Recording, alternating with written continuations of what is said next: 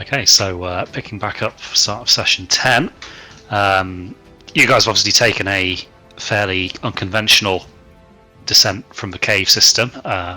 As you kind of brush yourselves off and look back up, you see no hobgoblins or goblins looking to chase you down the waterfall.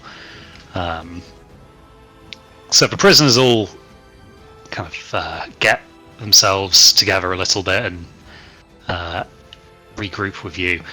Now, you can see that Malhuan is still obviously a little bit traumatized from her near-death experience, but she's very keen to kind of get home. Now, I imagine my master wants you to take me back, but I don't think this druid life is for me. My father has an estate. If you take me to him, I'm sure he'll reward you.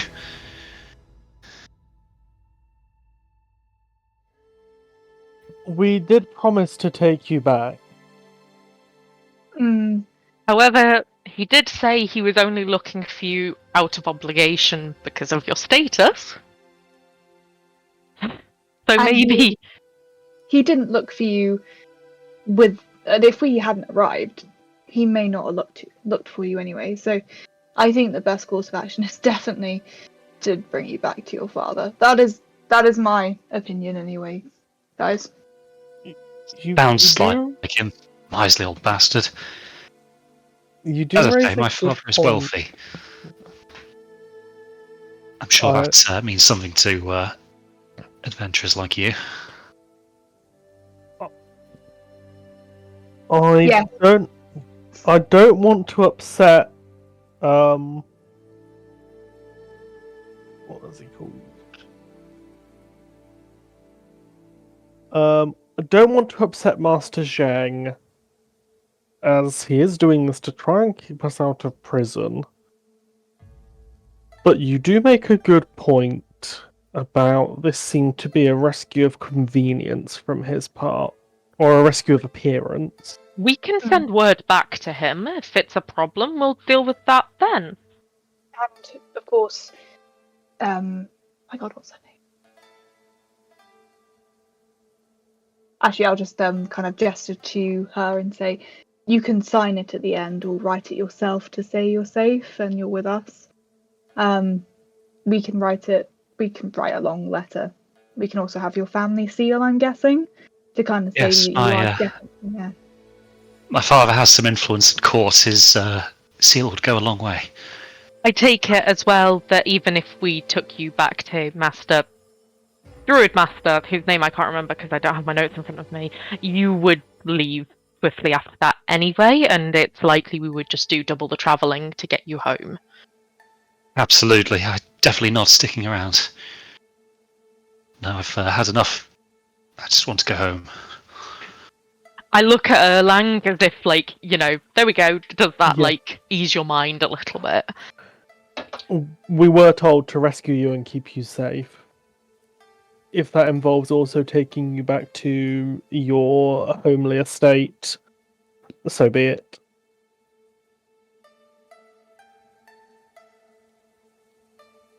She nods. You can kind of see the gratitude in her expression. Thank you. That's be a big relief for me. It's a little distance from here. We're just south of the river, halfway between Jining and Baodong. Oh, sorry, Baoding even. I don't know how many days it would be from here, but I'm sure that we could manage, especially with... and she kind of gestures to you guys and your weapons, particularly Wiser with his, large, towering appearance. So with such an escort, I don't think many people are going to be giving us too much trouble. Also, I know those cities. I think we'll be fine, especially Balding. So yeah, that'll be absolutely fine. I kind of know the way. Well, not from here, but I know the way between the two.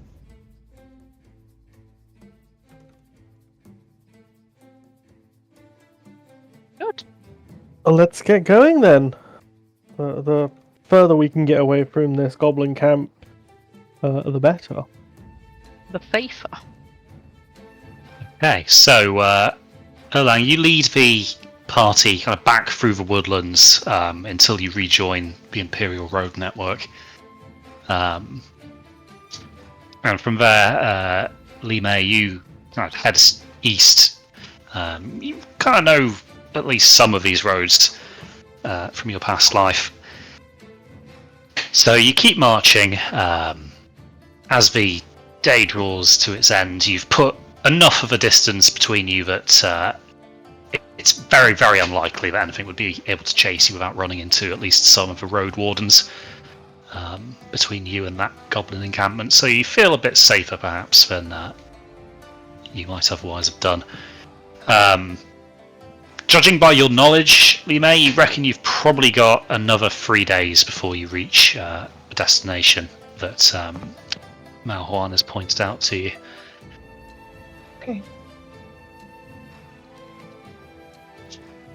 Alright, are we in a... How are we all doing? Have we just set off? Have we been travelling for hours now? Or are we travelling for... So, yeah, by the time you reach the place for, if it's suitable for a campsite at night, you've been travelling for probably about 4 hours. 4 hours, okay. No worries. I'll relay it to the rest and say, yeah, take about 3 days from here, so we'll just take camp when we need to. Let's not try and, pull through the overtly than we need to, really, but I think we'll be okay. Sounds Okay. good to me. So, the night passes without incident.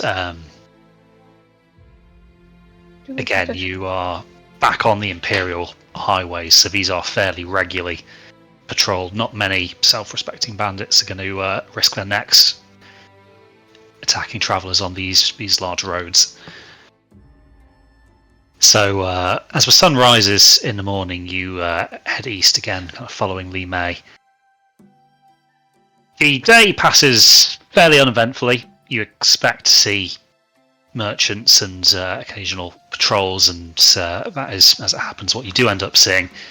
None of them seem to be particularly bothered by a party such as yours. It's again a large highway, so used by all sorts. And you reach the next campsite again quite uneventfully.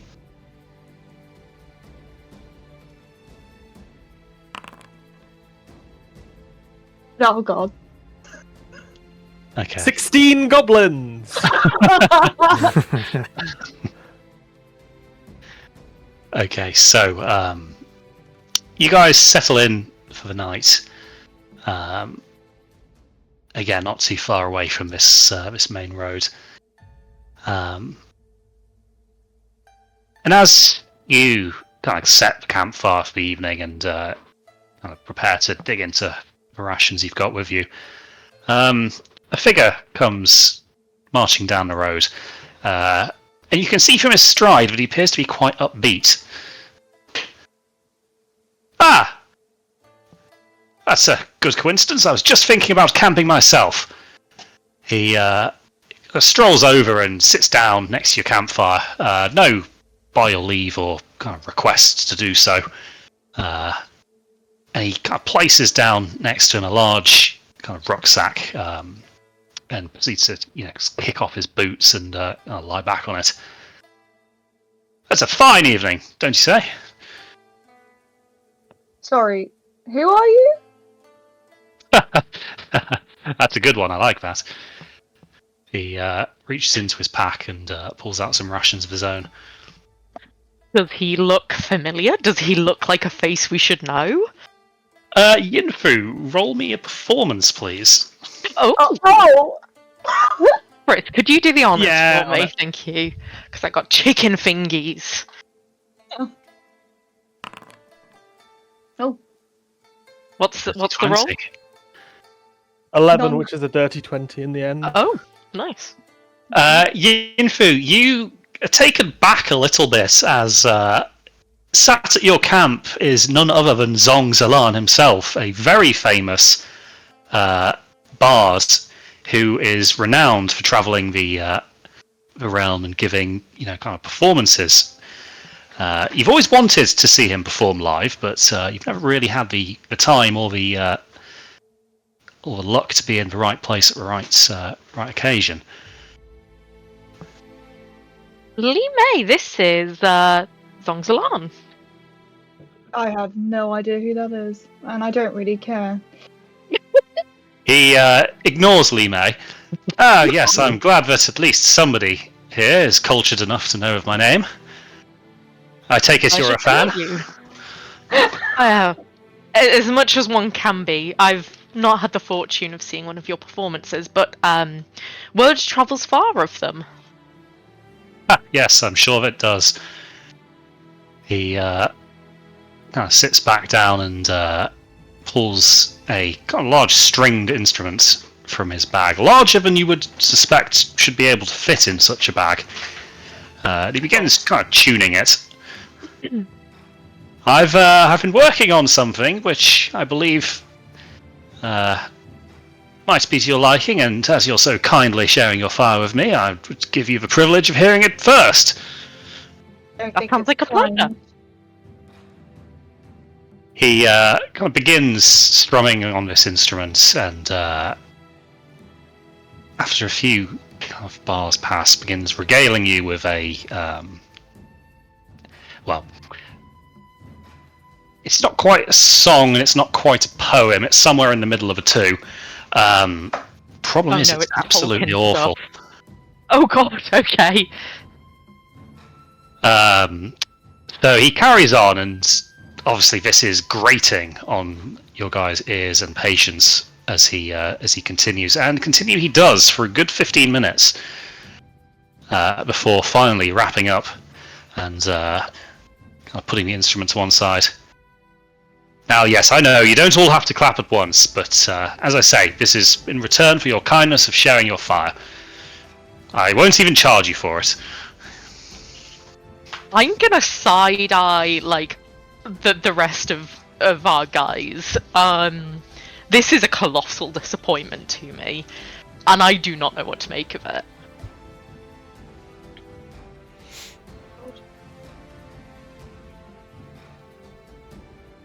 Was that He supposed kind of to be looks good? around he looks around the camp a little bit. I was only joking. You can applaud. That wasn't good. I had sea shanties that were better than that. The Oh. goats bleating. That was better. Oh, thank you, Wide-Eye. Oh, He looks around, and I'm going to actually roll for an insight. And he gets the impression, obviously, that you guys aren't pulling his leg and are genuinely being sincere. What do you mean? Surely you know of my reputation. I'm the greatest bard in all the realm. Nobles clamour for me to perform at their courts. yeah, well, I have heard that. They deaf? They must be. Are you feeling unwell?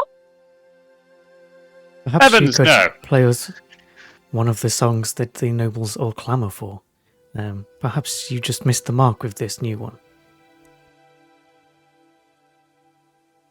He thinks about this for a moment. Yes, go on. Perhaps that would be better. Can I put in a request for a song that I would have heard him playing before? Yeah, sure. So, Ian, for you, put in a request for one of the ones you've not heard him personally play it, but you've heard a rendition of in the past. And sure enough, this one's actually pretty good. Although it's noticeably different in its style, it's more traditional in keeping with the the musical culture of the realm. Did he just play as the bard edition of like drum and bass or something? It would appear that he's branching out and trying to develop a new style, perhaps. I'm going to heartily applaud when this one finishes. Bravo! What I would expect from a legendary bard. He nods contently. Yes, that's much more like it. That's a reception I'm more used to. I guess it was better. Yeah, I'm Yeah. also on the hearty applaud team. Okay, so he's obviously a little bit. He's not won over everybody here, and you can tell that's getting on his nerves a little bit. But I think at least some applause has acted as a bit of a salve for his ego here. Go on then. What sea shanties do you know that are supposedly much better? We can play along with you. All right, fine. I'm gonna start singing. Let me think.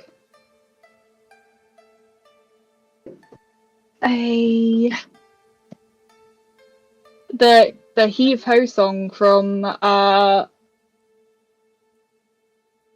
Pirates of the Caribbean. Pirates of the Caribbean. The Heave Ho, Thieves and Beggars, that one. Never shall we die, just to like scare the shit out of him.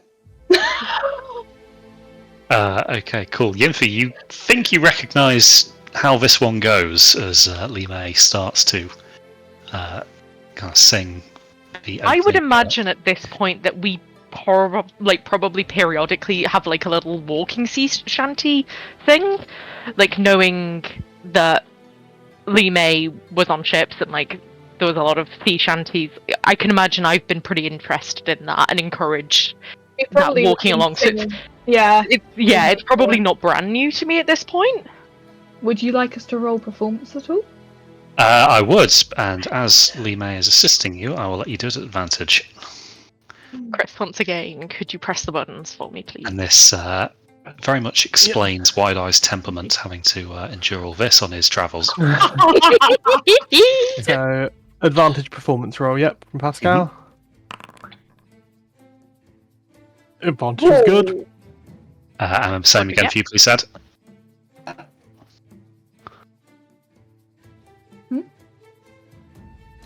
You too, Zara. Oh, me too. So, performance at advantage, seeing as it's a duet. Beautiful. Okay, Very good. so Li Mei, you start off perhaps a little shakily at first, but as Yinfu comes in with the accompanying music, your familiarity with it, and obviously kind of the confidence that you've done this kind of before on your travels, picks your spirits up, and you soon get into a very hearty rendition of your selected sea shanty. And as you come to the conclusion, you can see that Zongzalan, he's kind of sat there, just almost looking at you, kind of just enraptured. I say, this is a very interesting school of music you have there. It gives me an idea. Oh, no. He kind of stands up and puts his boots back on. It seems that I must venture further out in my musical taste. Perhaps I can spice up my repertoire a little. He gives a low bow. If you'll excuse me. And he sets off at a sprint going east. Goodbye! Did he take anything from us at all? You have a quick look around, but he's been in your view the whole time and doesn't seem like he's taken anything. Okay. Except maybe some inspiration. Man. Did you want to buy some potions for the rat? Oh, he's gone. I bet his dreams would have been interesting, Erlang. I imagine so. Or traumatic. Or There didn't traumatic. seem to be. Often two sides of seem the to be same all coin. there. Either he really likes the song, or we just scared the shit out of him. Either way, he's gone, so I'm happy. Well, you know what they say, Yinfu, never meet your heroes. I won't make that mistake again. And I'm going to go and sit next to Wide Eye and give him a pat on the arm. I've decided actually that's the more predictable treatment, and I like it.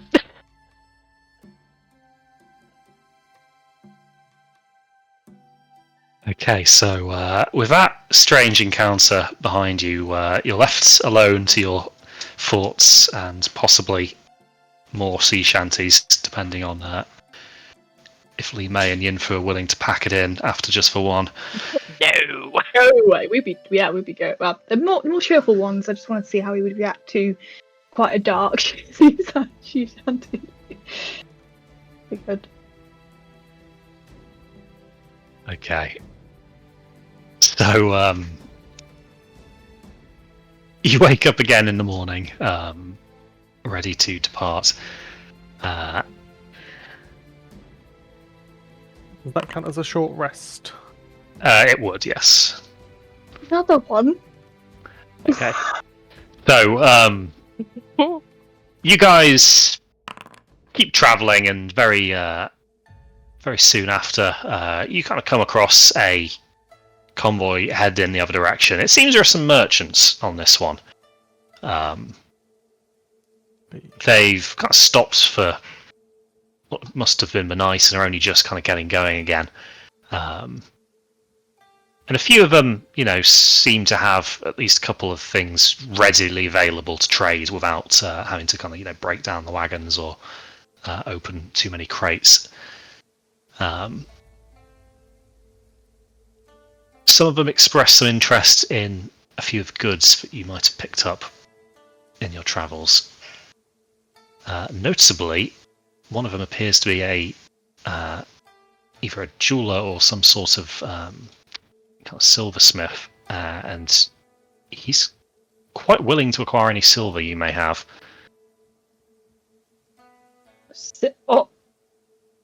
Any silver we have, you say? Ah, yes, we do. Yes. I definitely have the. Well, I have the silver. Well, technically, Cal's character has the silver. So do we still have the silver because it's in the bag of You holding? would, yes. So, because Okay. Elias is obviously with you, just being very quiet this session. Okay, brilliant. I just wanted to make sure, just in case. That dysentery's a real bugger for him. Fragile constitution.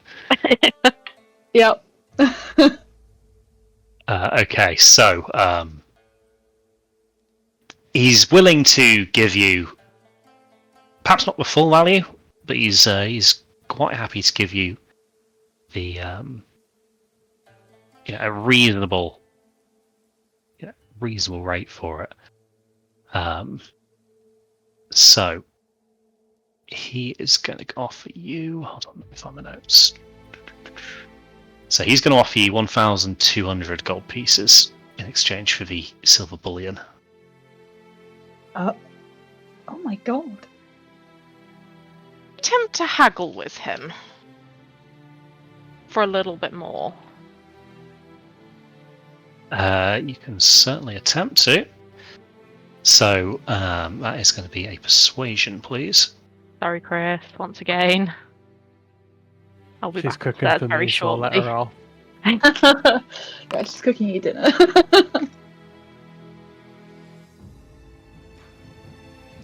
So you haggle for a little bit, and after a bit of toing and froing, he agrees to kind of ramp it up to 1,275. Which is still obviously a little less than the face value of the silver, but obviously he has to factor in the risk that comes with it. Yeah. I think for the convenience, this is pretty good for us, but I'm gonna double check with everybody else before I make any decisions. Are we doing a huddle? Yeah, quick team huddle. Sounds good to me. Not that I know the price of silver. I've never seen this much gold in my life. How could I say no? I know, yeah.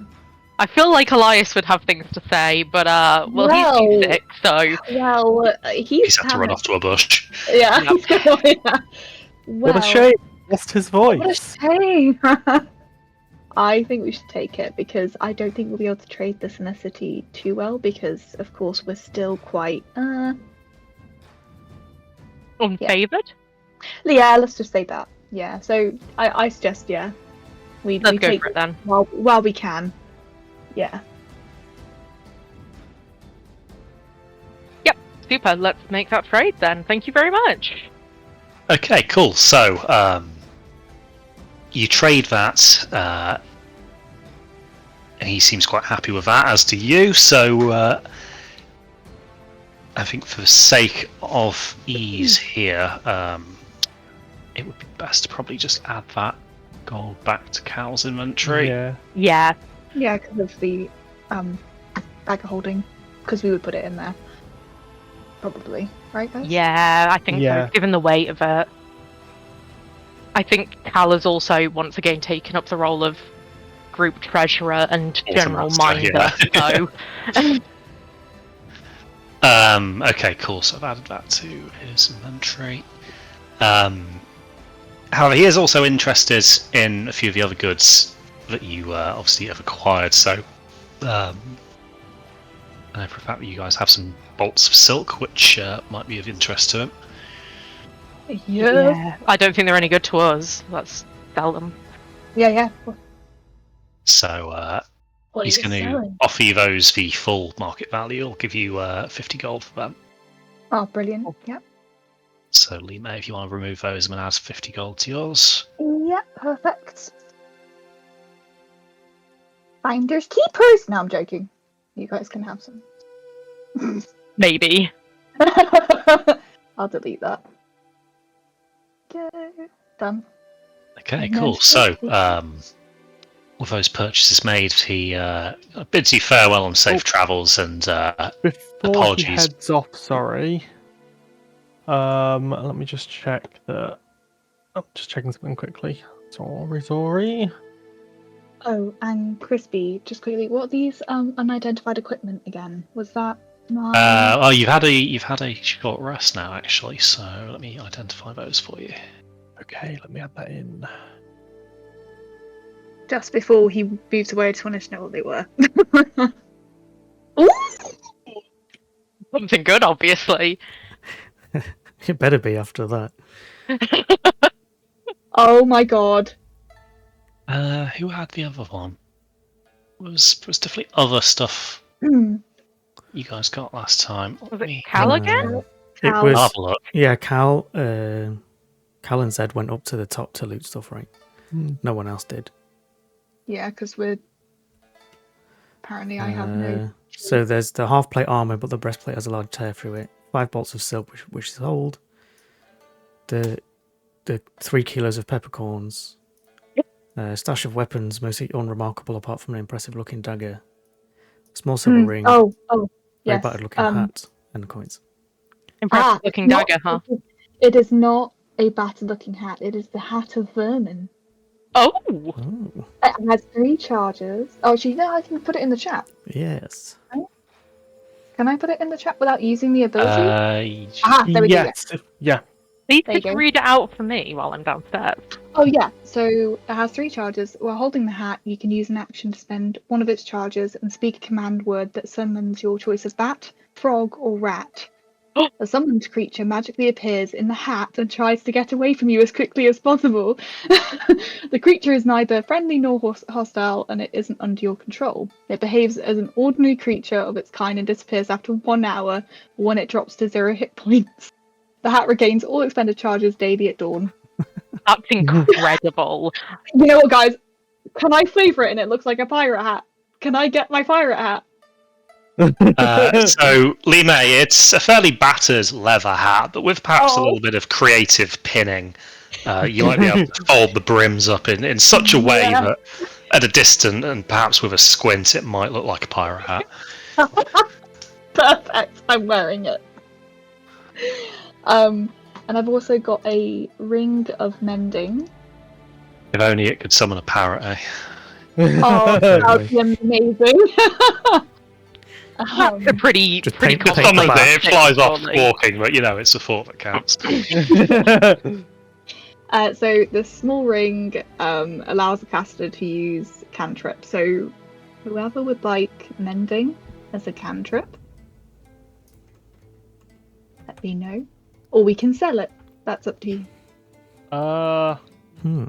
Given how much time we're spending on the road, something like that could be really useful. Also, I think if we wanted to keep hold of it and get rid of it at a later date, we probably wouldn't have any issue with that, unlike the silver bullion. Yeah, I say keep that one for now. And it's not weighing us down, it's a ring. Yeah. Okay, cool. Who would like it? Does anyone like it in particular, or do you want me to hang on to it? Could I By carry all it? means. Oh, So I am going to be a lot more strict this campaign with attunement with Yep. magical items, just because I think we snowballed very hard last time without it. So bear that in mind when distributing all of these. But Can you fit a ring on your cloven hoof? I mean, I've got normal hands. Human hands. Just a goat with human hands, I love it. Yeah, she's kind of weird. Like, it would have been very down hard for us to goats. play all our instruments with hooves. True. Yeah, she is a Um, satyr rather than an actual goat, which I think counts for something. I The just line take wide gets eyes more word blurry for every it. session. Yeah. Does anybody want this half plate armor? Because I have chainmail, so I don't. I can't wear it. Is it usable? Because it had a big hole in it. You could cast mending on it. We could cast mending Oh on my it. god! Yes, we could cast mending on it. That's probably a smart thing to do. Yeah, let's cast mending on it. Who is okay? Who is having it? Who's having mending? I mean, Who? I don't usually cast spells, so I don't know if I can actually use it. Does anyone else use heavy armor?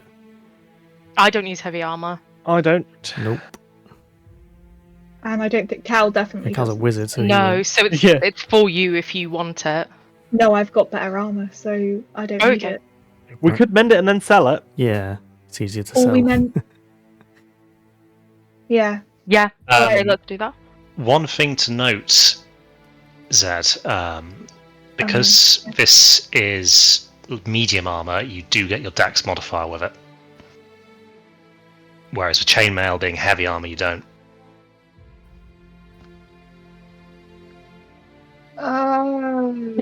There's my dex. Because I think there's a cap on how much dex you can add, but it might still be better than what you're currently wearing. Well, the currently wearing. Yeah, so there's a cap on. You get maximum of 2. But if you've yeah. got 2, it may well be worth it.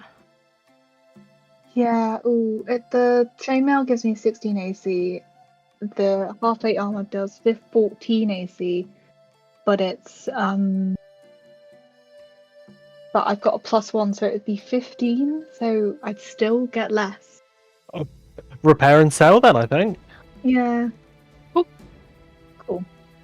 Cool. Yeah, my dex isn't very good, which explains a lot. But anyway, I'm gonna. Yeah. Who wants the ring of mending? I do.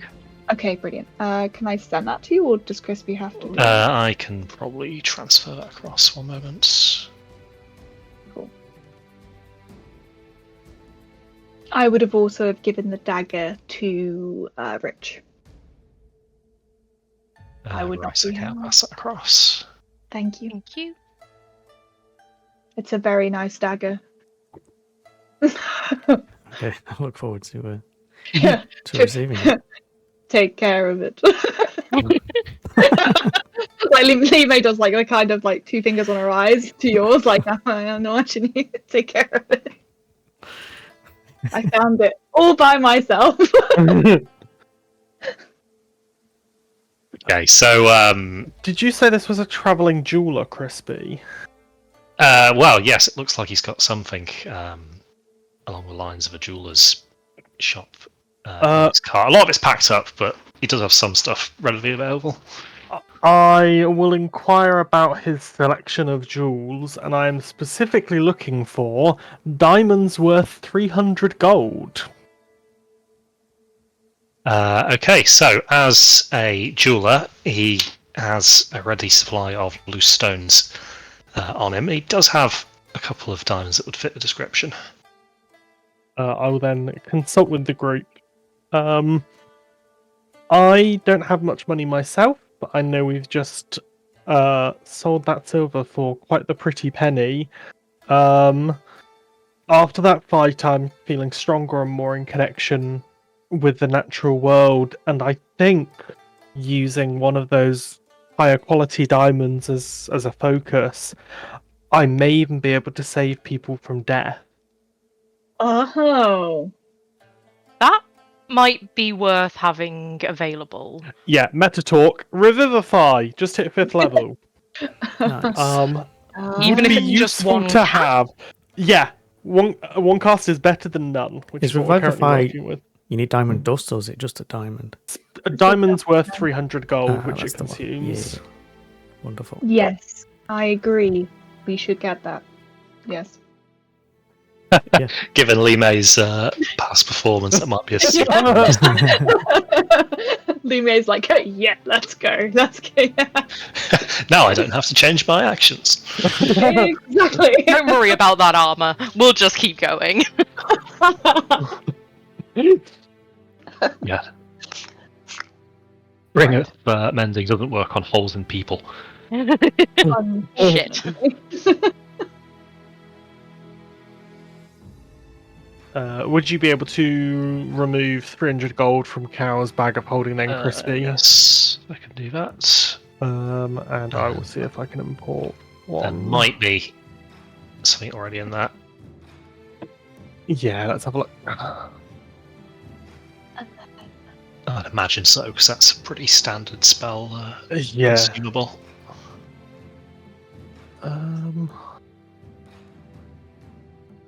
Alright, so while you're doing that, Lee May, find a merchant who's willing to buy the sundered armour off. Obviously, after Lee May has... sorry, not Lee May, Yinfu has repaired it.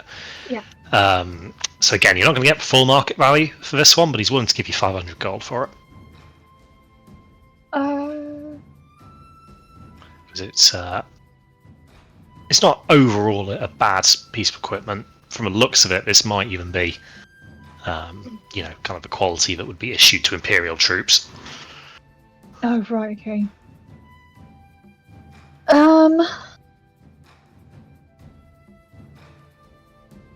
I think... Can I try and barter? A persuasion roll would be needed, please. Yeah, no worries.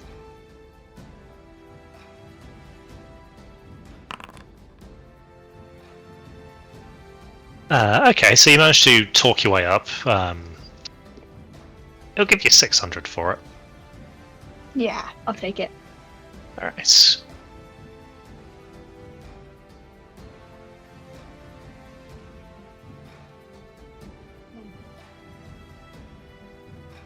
There you go. Oh, that's a lot of pints, that is.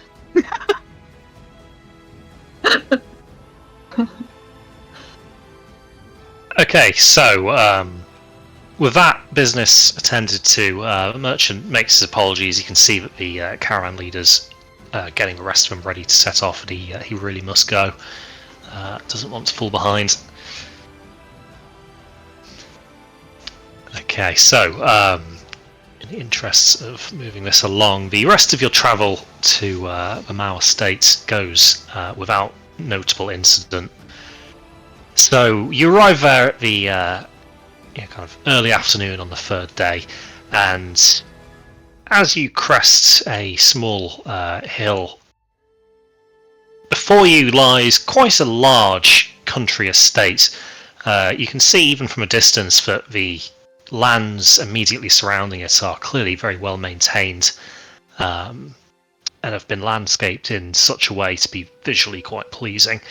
It seems that perhaps Zhang Jia may have undersold the degree of nobility that Mao Huan descends from. But you can see that she is noticeably relieved now that home is within sight. Oh, good, it's so good to be back.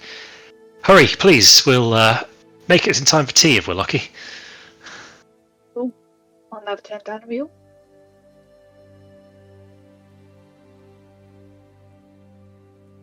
Okay, so So we're prepared, man. What's your father's name? Not all of us are he's, from around here. his name is Mao Shen, but I would imagine your lordship would probably go down better. Ah, Thank you. We don't want to be impolite. yes. We are never Okay, in so you go along, and Mao Huan is kind of out in front of the party, a noticeable spring in her step. You quite quickly get to the kind of a border where the estates kind of joins onto the road network. So you turn off and quite quickly find yourself going down a very large and very imposing driveway with these suitable very, very fancy foliage around. You can see that a lot of the bushes have been cut or otherwise manipulated into shapes. Some of them animals, others kind of more geometric. But as you go, a few of the servants who are in the gardens obviously recognise Mao Huan and give low bows. But as you approach the actual house itself, a very well-dressed servant who, by the looks of things, may well be the butler, appears from the doors. Ah, Mr. Swan! He gives a low bow. We weren't expecting you! Okay, he then obviously catches sight of you lots behind her. Or your friends. She kind of steps forward. No, don't worry about it, Van Hu. They're, they're my travelling companions, or have been for the last few days. Is my father present? Yes, I believe he's in his study. Here, let me show you to some rooms you can freshen up. No, that won't be necessary. I'd just like to see him, please. As you wish, ma'am. He turns and beckons for you all to follow him. And you're led through this, mansion, essentially, for want of better words. Kind of stately home that just screams of wealth. As you're led up, you can see that the inside is full of art, sculptures.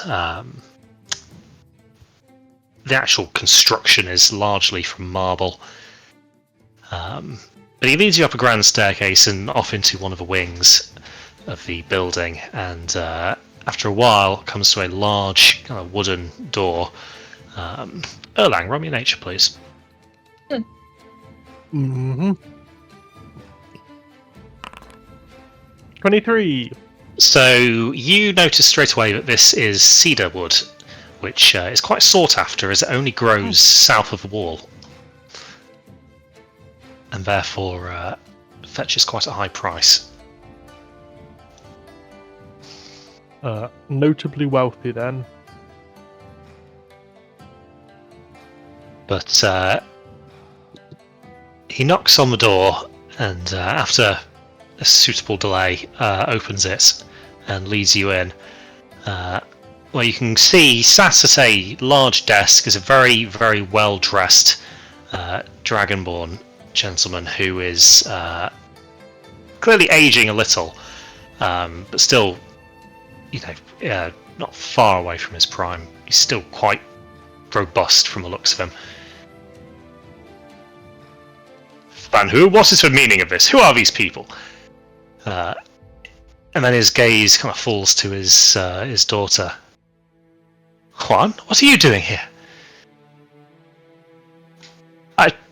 She kind of tries to say something, but just kind of runs over and kind of gives him a hug instead. You can see he's still very confused as to what's going on here. But the harsh demeanor quite quickly melts, and he kind of puts a reassuring arm around his daughter. Is everything okay?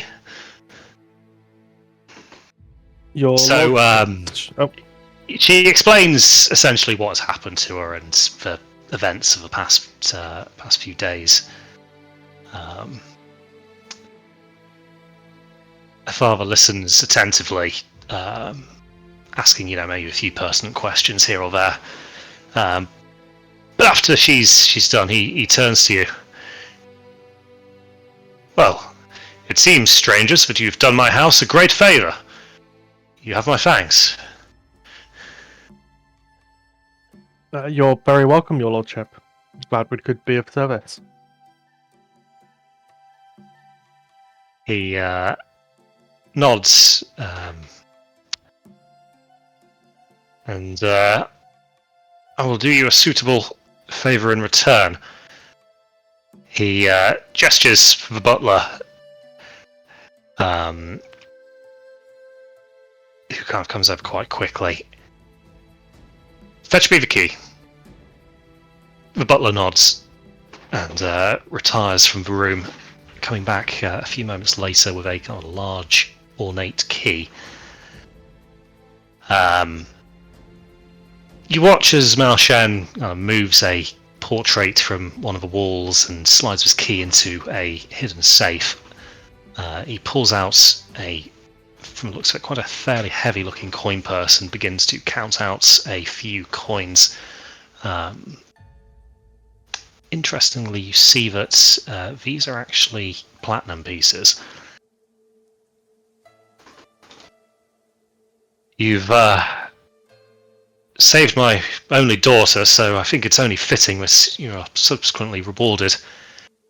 He lays out a tidy sum. It's 200 platinum pieces. Holy. Lee May Very slightly generous. kind of vomits in the mouth and whoa, okay. Thank you, your lordship. You are most generous. Yes, thank you very much, your lordship. And she does a deep curtsy. Thanks. For ease, I'm going to add that just to Cal's if Yeah. you're happy for him to Yes. be the party Mhm, quartermaster. yeah. That's fine. So obviously that is worth 2,000 gold should you convert it, but it makes it significantly easier to carry around.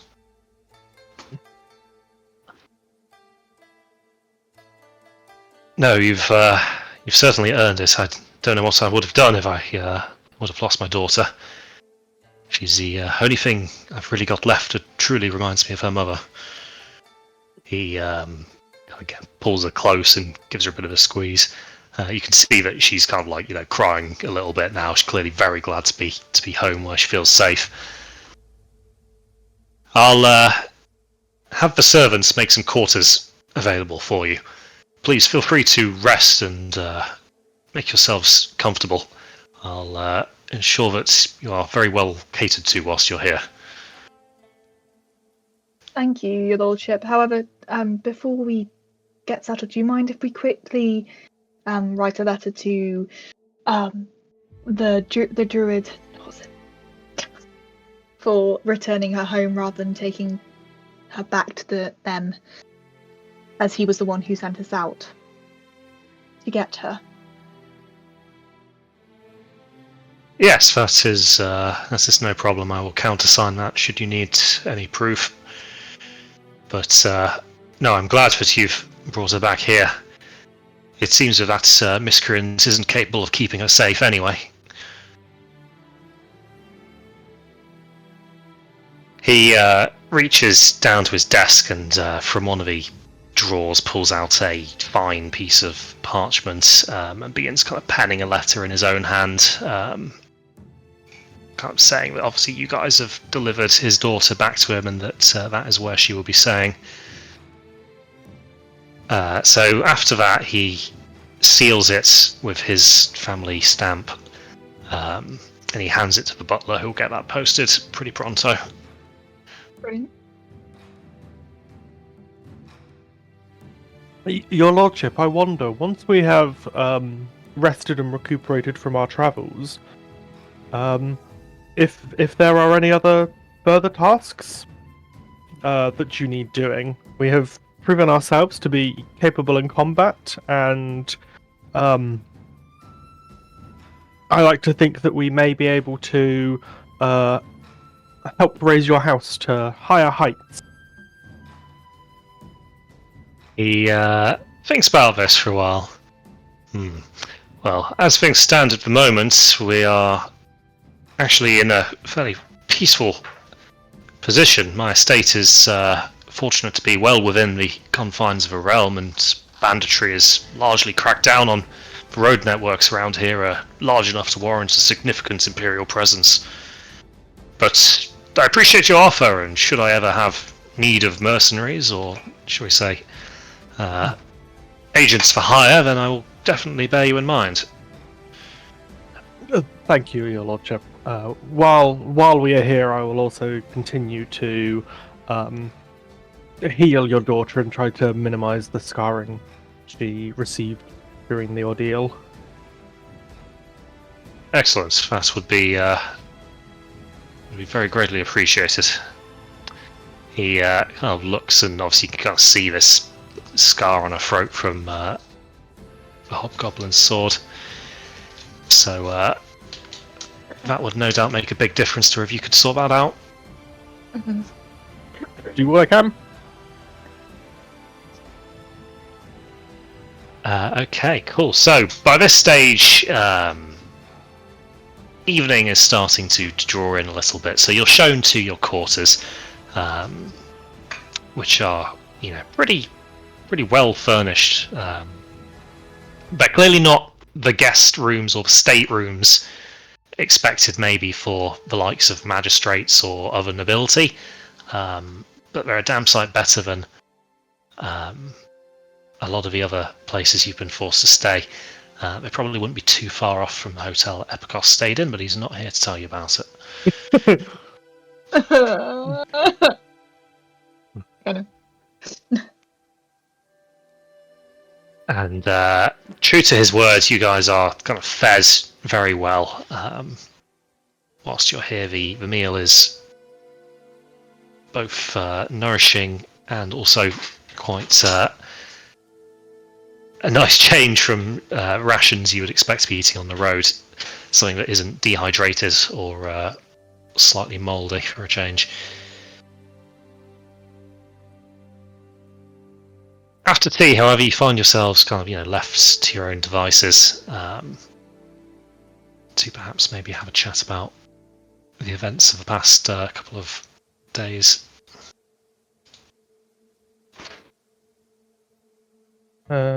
Once we have rested and recovered, where do we go next? I have an idea if you guys want to entertain it.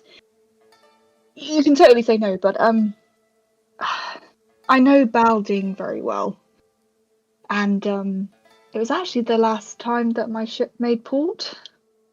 I haven't seen my crew since then, and I was wondering maybe we could see if they heard anything, local pirates have heard anything regarding them. We get to go see the sea? Yeah. I would love to go and see the sea. Have you never seen the sea, Andrew? I've never seen the sea. Oh my god, we're going. Can't believe it. We've been singing sea shanties and you've never been to the sea. Never been to the sea. Oh. Not the only one. It's a large realm, not many people get to experience the sea. I, for one, am looking forward to it. I think we go with your plan. I'm so happy. Oh, guys. Yeah.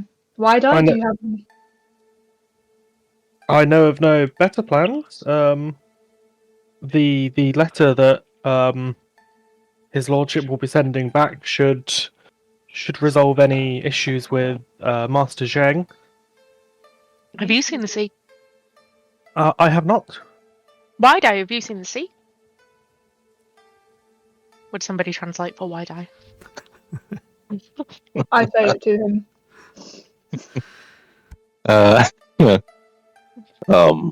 Yes, I've wandered all over these realms. I'm kind of not surprised by that. But yeah, I think, especially even if we're just seeing it from the harbour, there's a sight to see, and if we can even get on a ship, that would be amazing, but we'll see when we get there. Was that intentional humour? No.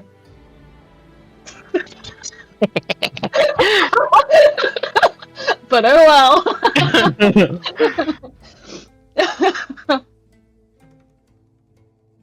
God damn it. Then let us all sleep well and reconvene in the morning. Yeah. If anyone needs any sleeping aids, please let me know. Oh, I like the dreams I get with your sleeping aids. Yes, please. I will quickly sort of mortar and pestle up some more. ETSD be gone, yeah. Yep. I'm good this time. And I saw this- a kraken, so I'm gonna just have a no dream sleep. That's maybe not the best omen if we're going to see the sea. No, that was days ago. Don't worry. All the more reason to not see it again. Exactly. What Yeah, I the will- kraken? Oh. So there are these huge monsters that live in the sea that have these great tentacles that can wrap around ships. Oh no. Yeah. What's a tentacle? Oh, for God. Lee May gets out like a pen and paper and just starts drawing. What's a ship?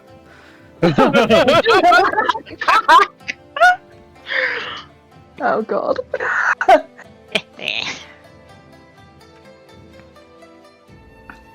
Alright, so, those of you that are taking the sleeping aids do so, and you get dreams filled with all sorts of strange and wonderful things,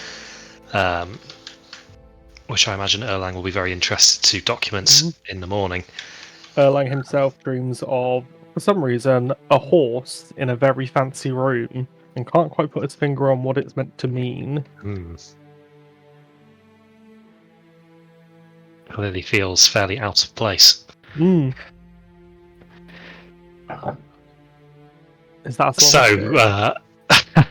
in the morning, you are again given the kind of treatment you received in the evening and are fed very well.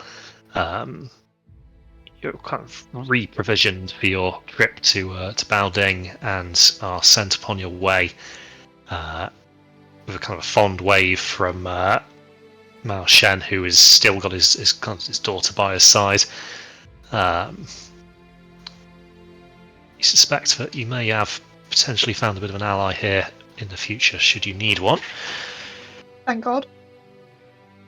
Wonderful. About I time. assume it counts Yeah. as a long rest. It would, yes. Yay! Spells back. Yay.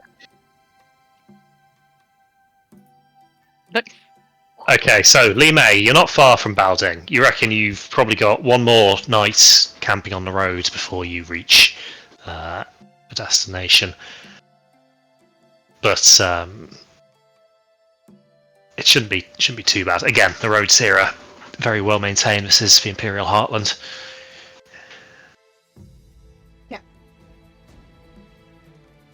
I relay this to the rest of them. Okay, cool. So, you guys carry on following her. I'm going to roll dice. Okay, cool. So, evening draws in, and you guys are still pushing on. Li Mei reckons that if you kind of go a little bit further into the night, you should be there in kind of early morning tomorrow. So you're marching along this road. The terrain around you is kind of small clumps of forest, nothing too big or imposing, just a few trees here and there. Lots of the land around you is starting to be taken up by farms. Everybody roll me a perception, please.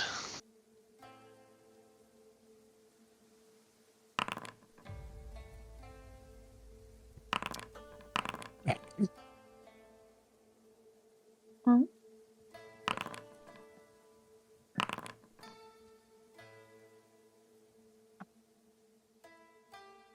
Okay. So Yinfu, as you're walking along behind her, you notice something kind of being carried over by the wind. It seems like the sound of sobbing up ahead. Something's off. Off? Yeah, I can hear crying. Well, Uh, actually sobbing. what kind of sobbing? Is it a human sob? Is it a... Crispy? Hard to tell. I don't know. Hmm.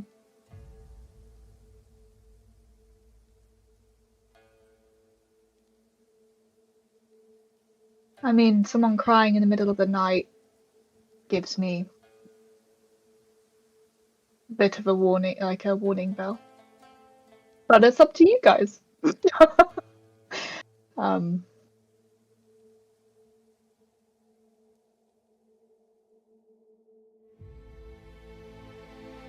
I think it would reflect poorly on us if we didn't investigate. hmm. Crispy, do I know if there's any bandits usually along this road at all? Not commonly. Again, these are very well patrolled routes. Okay. You know, this is the lifeblood of the imperial trade system, kind of going down towards the port cities and then up, connecting it to the major towns. Right.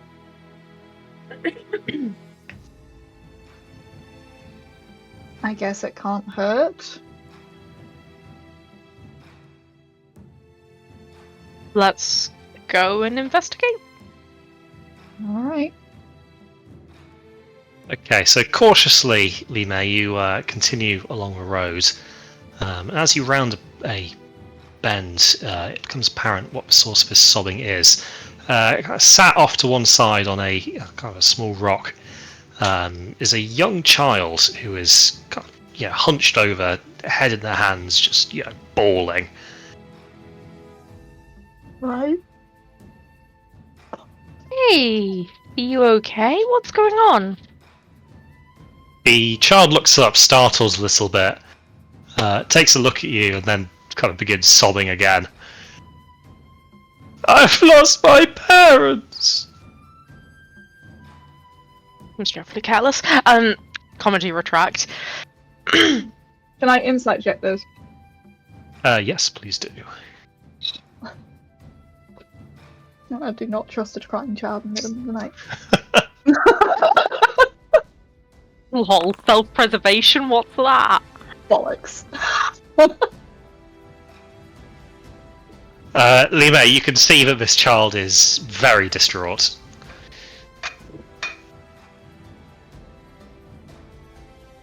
How dark is it, like, around?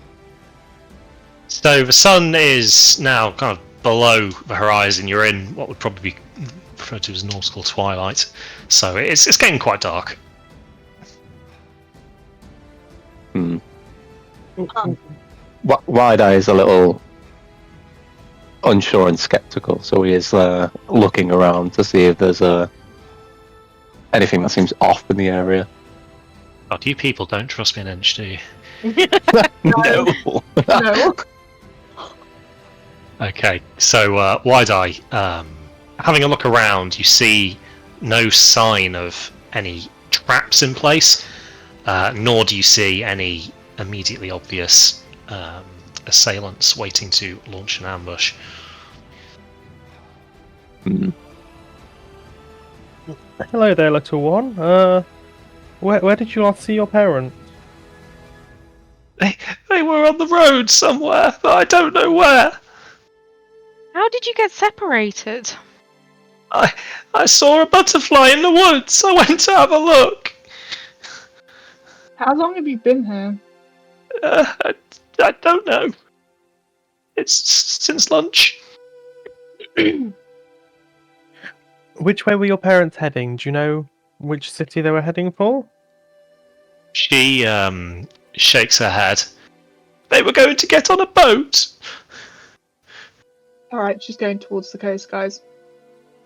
Obviously. That's the way we're heading as well. You can come along with us if you want. We'll keep you safe. She kind of looks up at you, and you can kind of see her eyes are bloodshot and red from the tears. She does not Really? look up much. Can I? Yes, you'll be safer with a group. She kind of nods at that, still kind of sniffling a little bit. She kind of stands and looks at least a little determined that she's going to try and find her parents with you guys. Okay. Do you remember She their name? kind of reaches up and holds your hand, Erlang. No. You say reaches up. Well, she's still quite small. This is very, very much a young child. Ah, okay.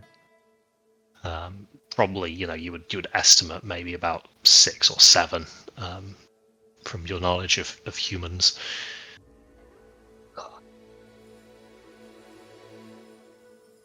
Do you remember your parents' names? Yes, it's Mum and Dad. Okay. And what's your name? I'm Jin. Nice to meet you. I'm Erlang. She kind of looks at you. I don't think I've seen a little boy with a beard before. I would be surprised if you had. Lee May is cackling. I can't say shit, but I'm also howling. You see, I'm what's known as a gnome, and will show off my ears. We are grow differently. But I am a fully grown man, and I'll use druidcraft to make some nice effects for her.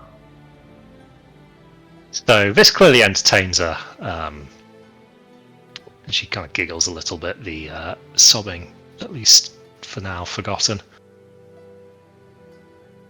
Mm-hmm. Do you have any food?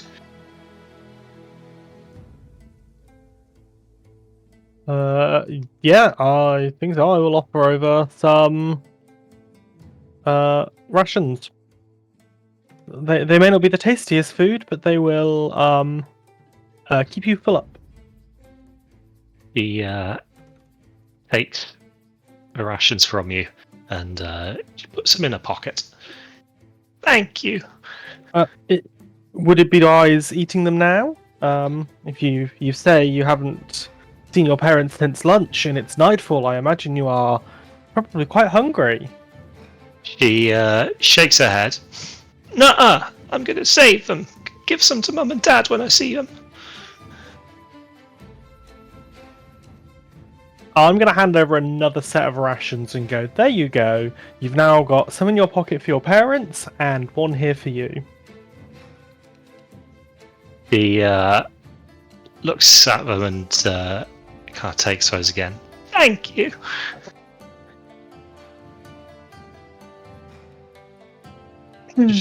Start eating them, or do they go straight in the pocket as well? They go straight in the pocket as well. Oh, No, those ones are for you. The other ones are for your parents. She kind of looks at you, confused a little bit, and then kind of seems to get what you're saying, that she can eat these. Yeah. She goes, "Oh, okay." She starts to kind of nibble at the corners of one of the bits of dried meat you hand her, but she kind of wrinkles her nose up and makes a kind of bleh noise. I don't like these. Do you have anything else? We do not, I'm afraid, but you'll get used to the taste, I'm sure. How far have you travelled? My home is in the village. We've been travelling for a few days. Do you remember why your parents were travelling to the sea? They want to get on a boat.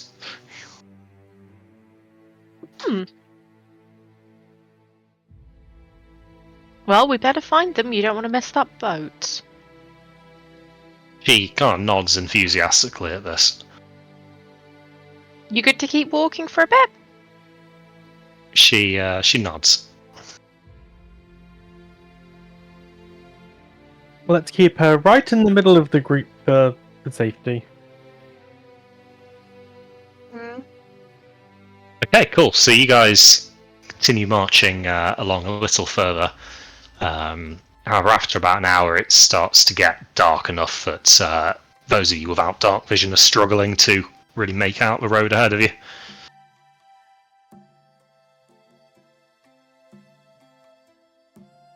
We're probably going to have to camp soon. I can't keep going any further. I am like the proverbial bat.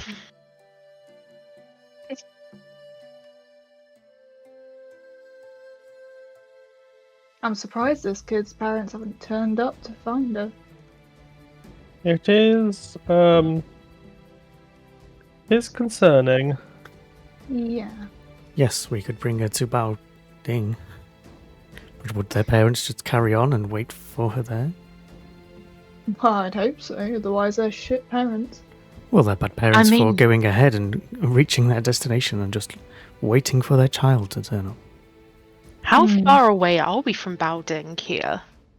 Not all too far. You'll be able to get there probably just before midday, kind of late morning tomorrow.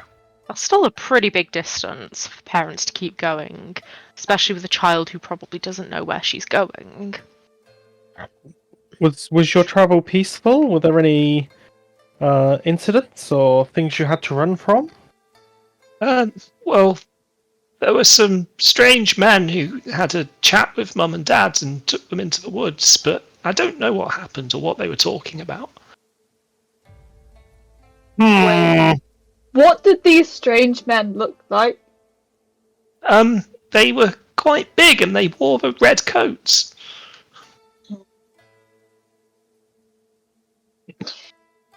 Do we recognise that description?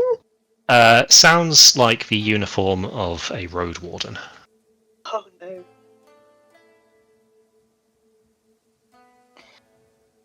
What?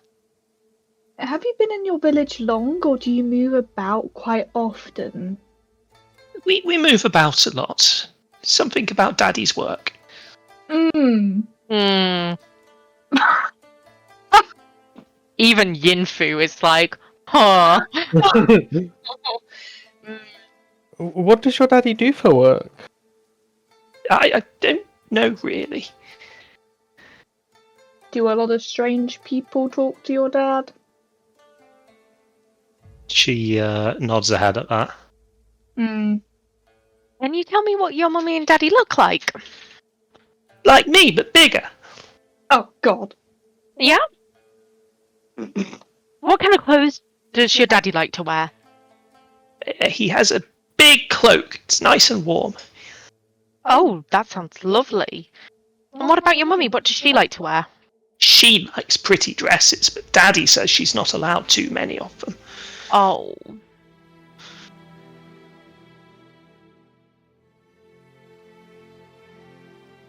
And do you have any siblings, or is it just you and your mummy and your daddy? She shakes her head. Just me.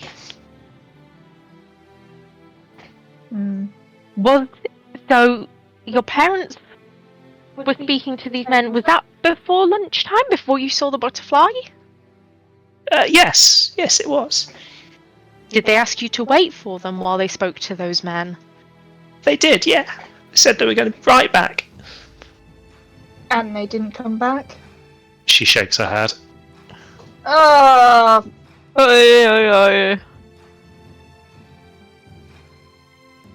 Oh, right, okay. Let's sleep up tonight.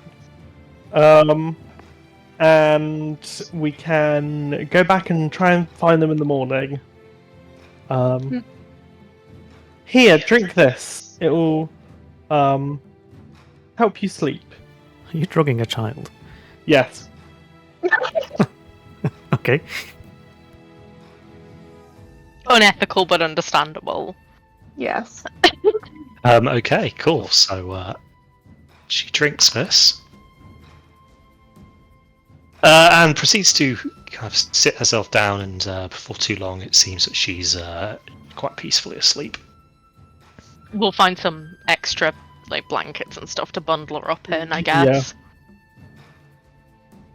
So, I think we as a group need to discuss what's going on. I think there's some things that this child maybe doesn't understand because of her age. Her parents are dead, right? Age, I'd already killed several large animals. Clearly underdeveloped. Crispy, before I kind of hold up my hand to them, can I just double check that she is definitely asleep? Yeah, seems to be dozing away pretty solidly. Please, okay, just double check, because yeah, I don't want her to overhear this. We don't want to traumatize her anymore than she's already gonna be. Okay. Yeah, if they've been taken by the road warden, they are either dead or in jail. It's kind of weird. Maybe it's not kind of weird that the road wardens were happy to just leave the child behind. If they're gonna kill a couple of people, they probably don't care anyway, right? Probably not. Unless it wasn't road wardens and it was someone pretending to be them. Yeah. Although, you've said that these roads are, like, judging by the quality of the roads, I would be surprised if we had there any bandits operating here. I'm guessing on our travels, Crispy, we've come across some like road wardens and things like that as we were. Yeah, you would have seen the occasional patrol. Yeah. Through these days. As I said, this is a very important route for goods coming to and from the port city. So, as such, it's in the Empire's interests to keep trade flowing. Think that they were travelling around a lot. Clearly they don't stay in one place. Maybe they were trading dragon scales, perhaps? Oh, perhaps if they travel a lot, they would be travelling by wagon. Maybe the wagon is still on the road, and that would be the first place to look, in the woods near where it was left.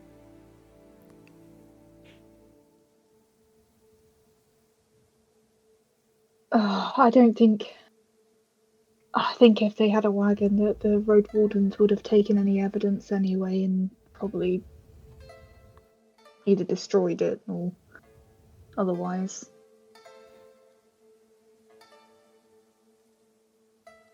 Clearly they were wanted if they move quickly. Much like us, I guess. I wonder if I am interested by the trip to the sea.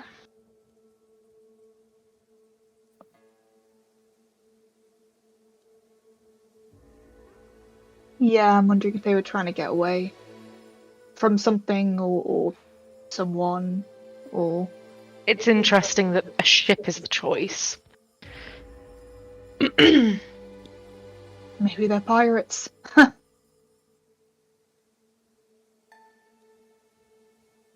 Or looking to leave the realm. Yeah. The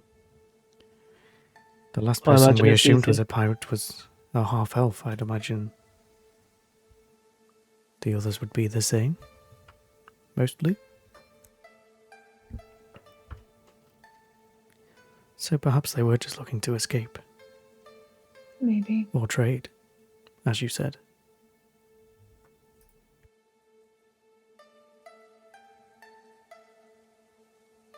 Either way, if they've taken them away into jail, they'll be at Balding. If they're dead, they're dead. But I don't know what to do with the child if they're dead. Bring her with us, I suppose. Oh yeah, because that's Right. right. No, not long term. Oh, okay. I was about to I mean, say. at least to Balding, and then find An orphanage. an orphanage or something equivalent. I'm sure there's some representative of a druid circle we could drop them off with.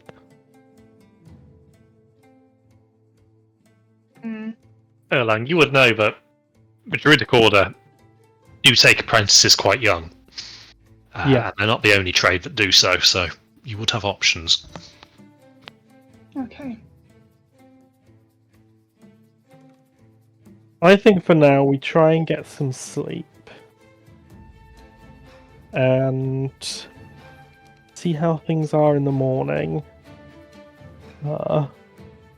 Given that there's a young child in our midst, I think it's probably wise having a 2-person watch, so 2 people awake for each watch overnight. Mm-hmm.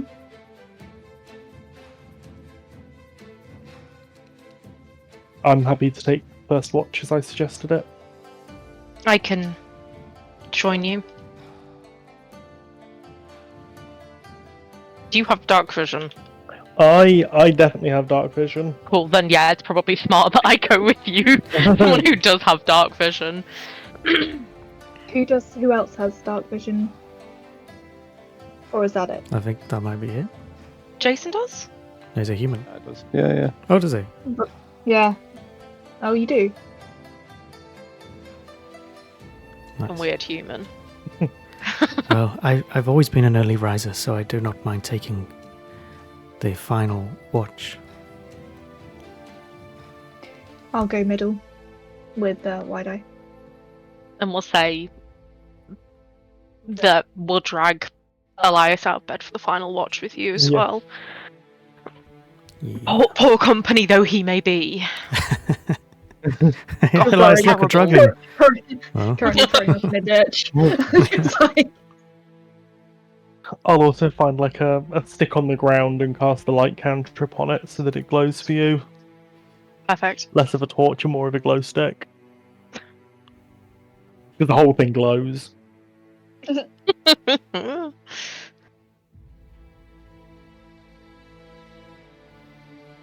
Okay, sorry, tell me what the watch rotation was again, please. Erlang and Yinfu for the first watch. Li Mei and Wide Eye for the middle watch. And Elias and Zhuan for the final watch. Alright, okay, cool. So, you guys settle in for the night and begin to take your watch. So, this stick provides at least some light.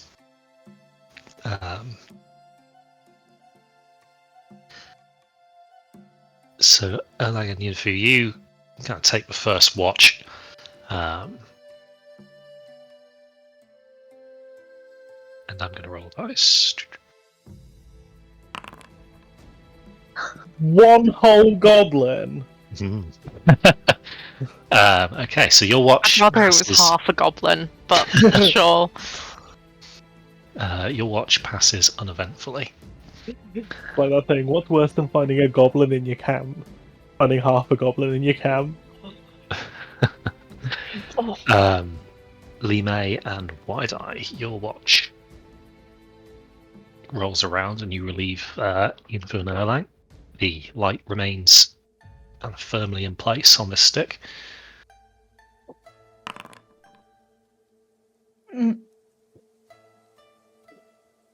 Both of you roll me a perception, please. oh. Okay.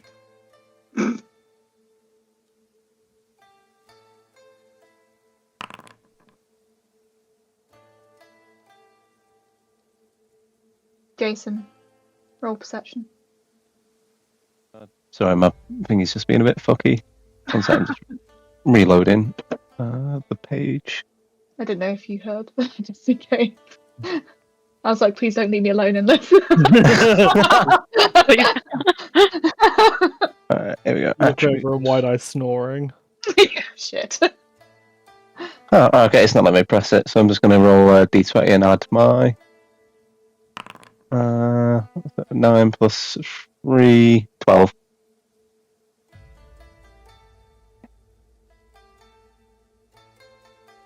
12, okay.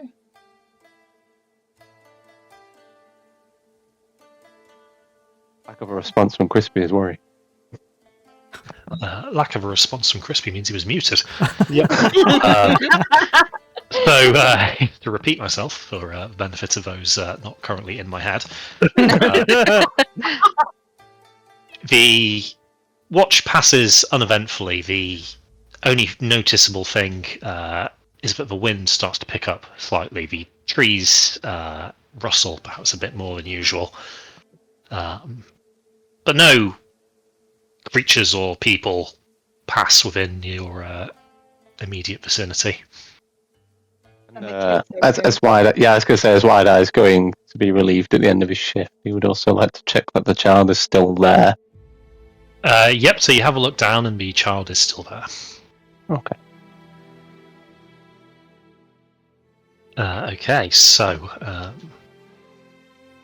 the third and final watch of Eliason's one takes over. And Rich, I'm going to need you to roll me a wisdom saving throw, please. Saving throw. Okay.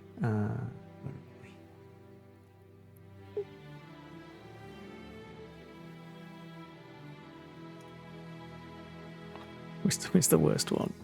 Oh. Rich, would you do me a favour and hop into one of the other voice chats for me? Okay.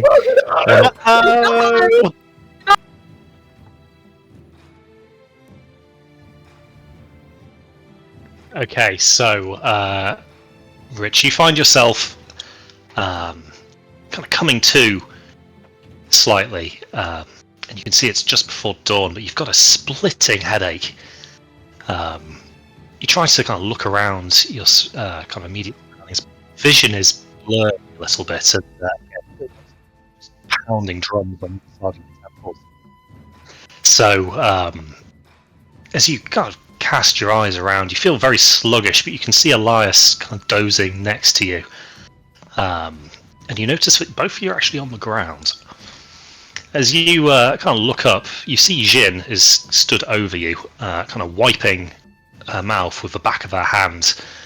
And as she kind of draws it away, you see that her mouth is kind of smothered in blood. Roll me a constitution, please. So I'm just furiously typing down notes so I don't forget any of this. Constitution. Yes, please. Saving throw.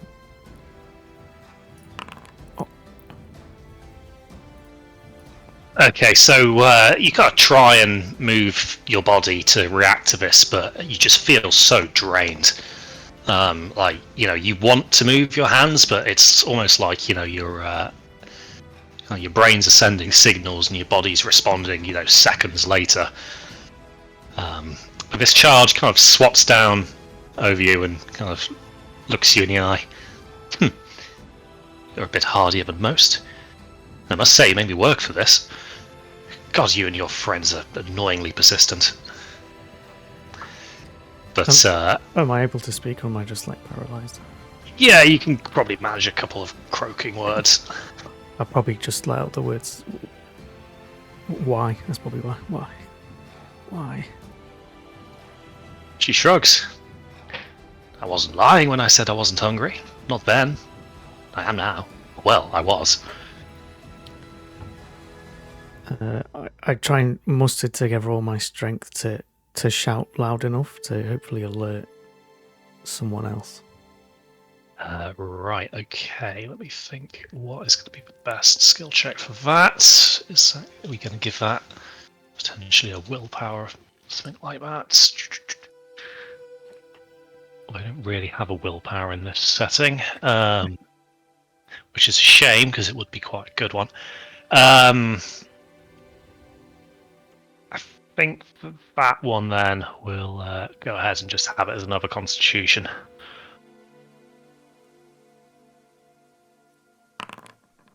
Oh, that's more like it.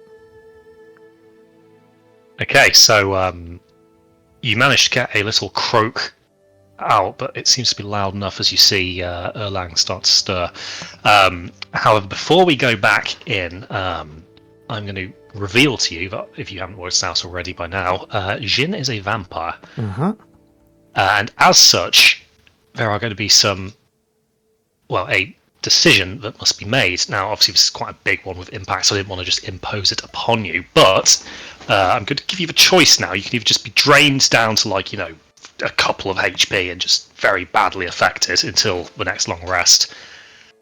Or, should you like, we could take it a step further and say that you've been infected with vampirism.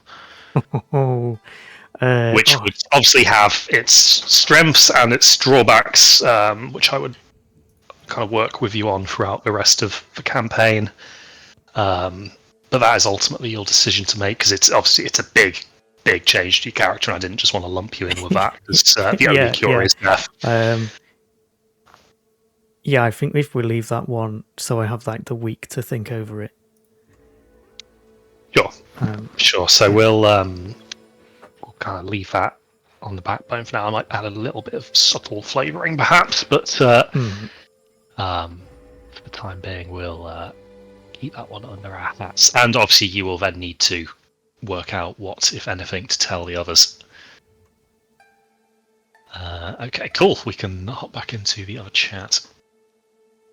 Yep. You don't have my constitution.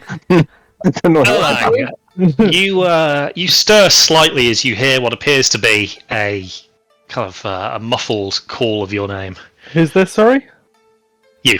I will wake up, shake awake whoever's with me, and poke my head out the tent. Okay, You mean because of the watchers? Yeah. Mm-hmm.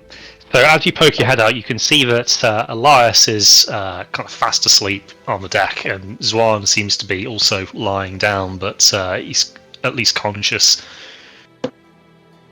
Zwan? What's going on? I'll shout back into the tent. Wake up! Something's happened. The girl. My head. Oh.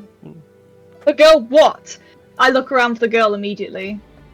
Roll me a perception, please. Fucking wank. Why is my fucking perception so fucking low?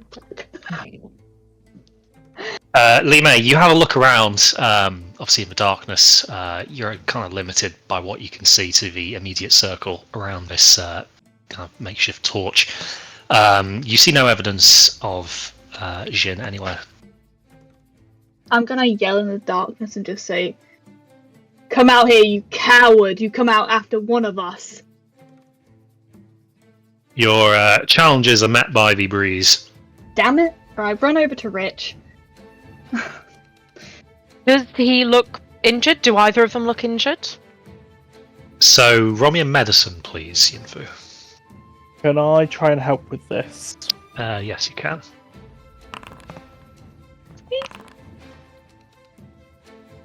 Right, so you approach Zwan, and as he's kind of, sitting himself up and kind of righting his clothing, you can see he looks very pale and possibly quite shaken.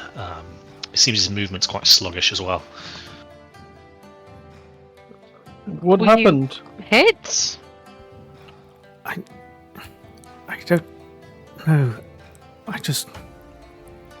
head's killing. I woke up. She was stood there and I can't remember what she said.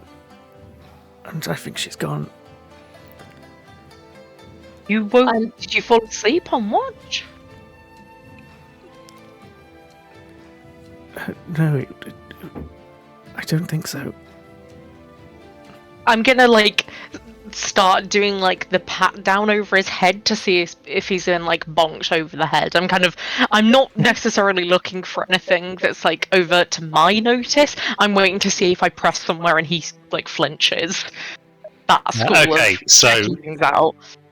Zwan, your head is continuing to pound, and Yinfu's efforts here probably aren't helping. Ow. Every one of those hurts. Oh, I will stop then. Can I check if she's taken anything, Crispy? Yes, you can. So you have a look around. It appears that your belongings are still very much in your possession, including, interestingly, the 2 sets of rations that you gave to her. How about the gold? Gold's all there. What the fuck? It's a shame she gave the rations back. That's quite weird.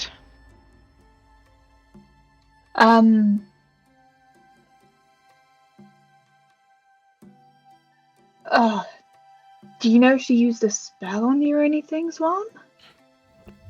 I'm not. I don't know. It doesn't feel like magic. I think my neck hurts too. I check his neck immediately. Okay, so Zwan, do you let her? I probably flinch from pain as she tries, but Oh, I'll let her okay, look. so I'm not overpowering her, so yeah. okay, so Lime, you take a look at Zwan's neck, kind of pushing aside his hand, and as you do so, a small kind of rivulet of blood starts to flow down his neck, as you can see 2 very clear puncture marks.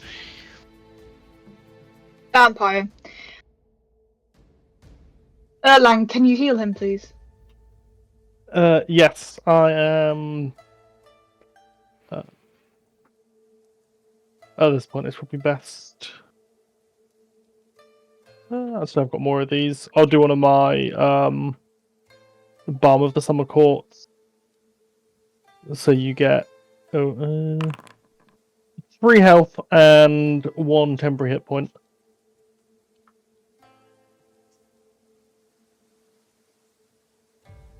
Which is good for time being. That puts you to 4 health and 1 temporary hit point.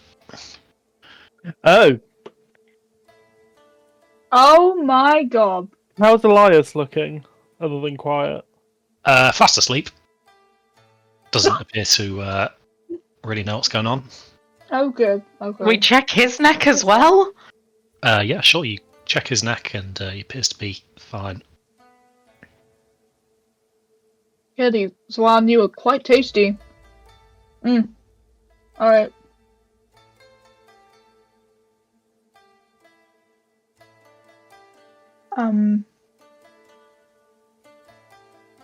Well, I'm not good with the medicine stuff, so I can kind of hold him upright if anybody else wants to help him. I can give you some healing as well. That would be fantastic.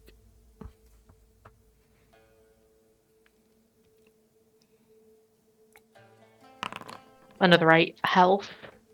Ooh, actually, I think I can click this. No, I can't.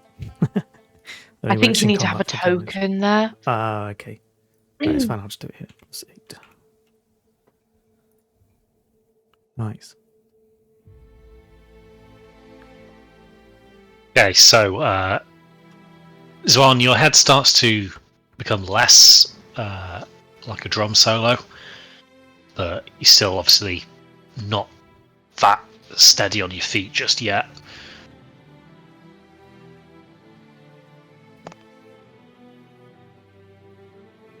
Can you tell us what happened?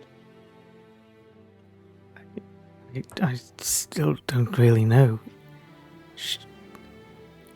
I woke up in pain. The girl was stood there. said something about being hungry and left. Is it possible that she doesn't know what she is? I'm also going to cast Lesser Restoration, or try to cast Lesser Restoration on Juan. To end either one disease or one condition. To see if that has any effect. Okay, so you cast this, Zwan. It doesn't seem to make any immediate difference to your condition. You still feel like crap.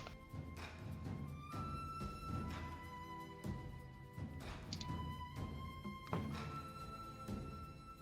think I need something stronger or lots of rest. Do you think you can make it to the city? Do you know which way she went? We can't really leave the roads unsafe. I could not see properly. I'm sorry.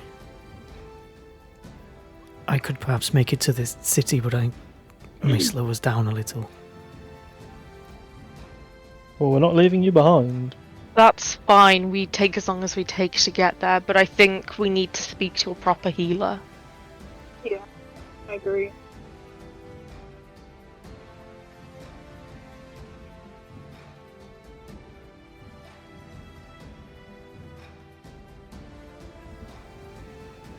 Okay, so by now, of course, this is the end of the last watch. So the first kind of rays of dawn are starting to peek their way over the eastern horizon.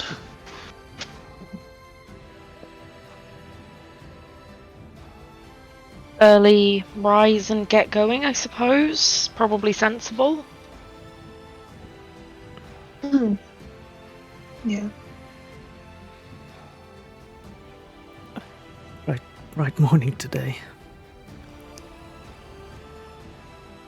Does it hurt at all?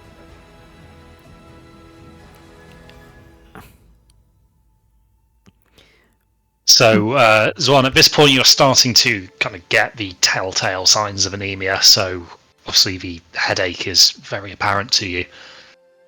But you can also kind of feel your heart is beating pretty quickly, and you're quite short on your breath.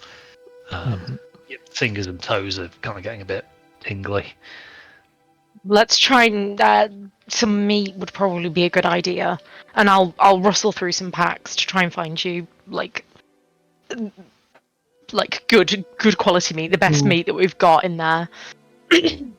I'm also going to cast Goodberry as well. Balance things out. Hey, you also restore a hit point. Wait, can I eat 10 berries? It doesn't say no. Enough nourishment to sustain a creature for one day. Yeah, I think that is probably not the best idea.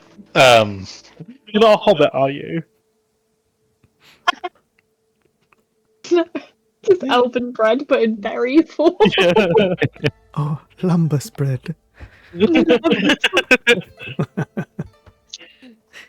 So, Yinfu finds some of the kind of the more fresher meats that you guys received from Mao Shen's pantry before you set off. This does help a little bit as well, and you can kind of feel your appetite isn't quite there.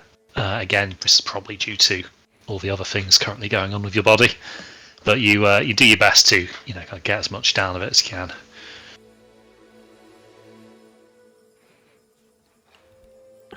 Very nice. I think I'm okay to walk now. Wide-Eye, would you be able to carry him?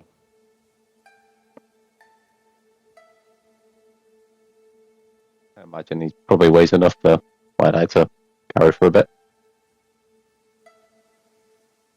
Yeah, he's quite a wiry kind of strength. Zorn doesn't have quite the bulk that you do, Wide Eye. So you're able to kind of sling him over a shoulder in almost like a fireman's carry for a little bit. It's not the most comfortable position for you, Zorn, but gives you a chance to kind of rest a little bit. At least you're not exerting yourself. Yeah. Okay, so Lee May, you set the pace again. Before we actually set off, can I take a look around to see if there's any footprints or anything like that that would give us an idea of which direction she's headed off in? So you have a look around, and you can see that there are some footprints in the immediate camp area, kind of leading from her sleeping position to where you found Zuan. You see those very clearly, but after that, there are no footprints.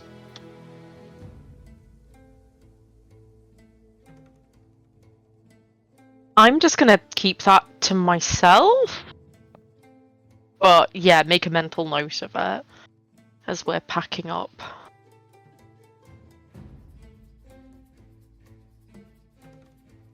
Okay, so yes, Lee May, you lead the way again, setting a bit more of a punishing pace this morning, as obviously now there is good reason to get there in good time.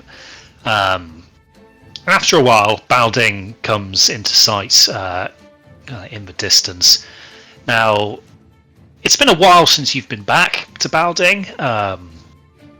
It's a town that you've spent quite a lot of time in. You can see, a little further inland, the usual kind of towering structures you have come to expect and associate with the, kind of the ruling magistrates and the kind of administrative heart of a city, or an imperial city. However, even from a distance here, it's very apparent that the beating heart of this city is the waterfront. You can see that it has a long stretch of coastline dedicated to various quays and wharfs. What's interesting to you, though, Lee May, is from your vantage point slightly further afield here, you can see that there appears to be construction going on what appears to be a much more sizable pier.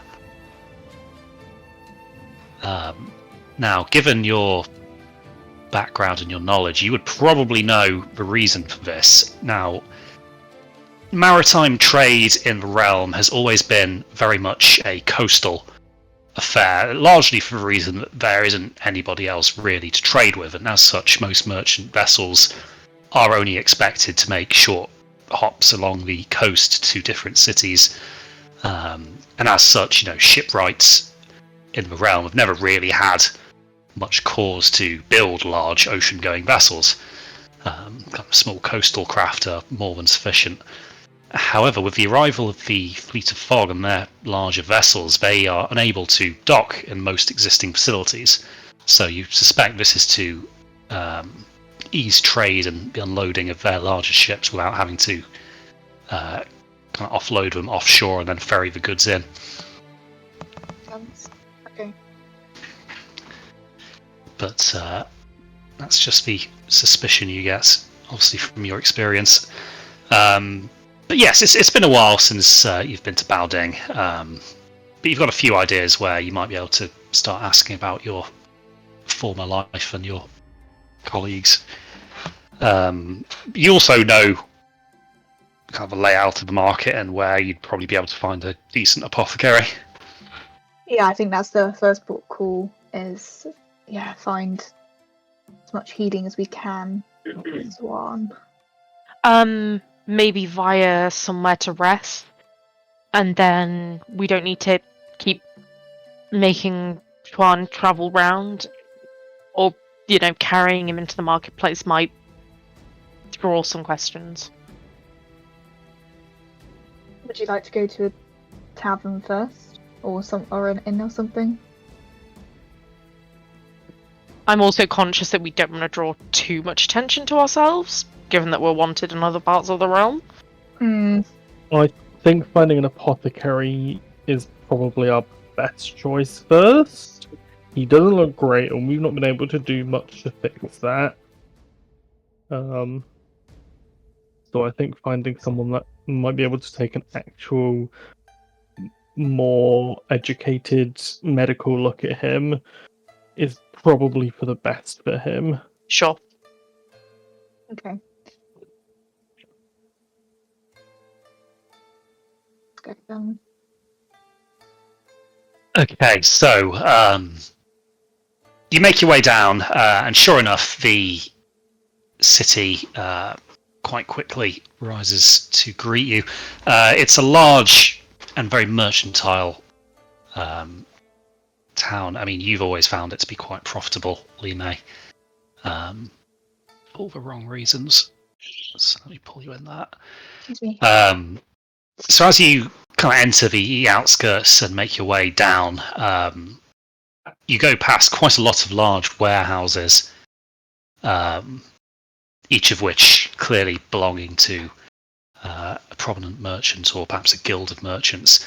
However, you don't stop and push your way through the early morning crowds and find yourself at a fairly large apothecary's establishment.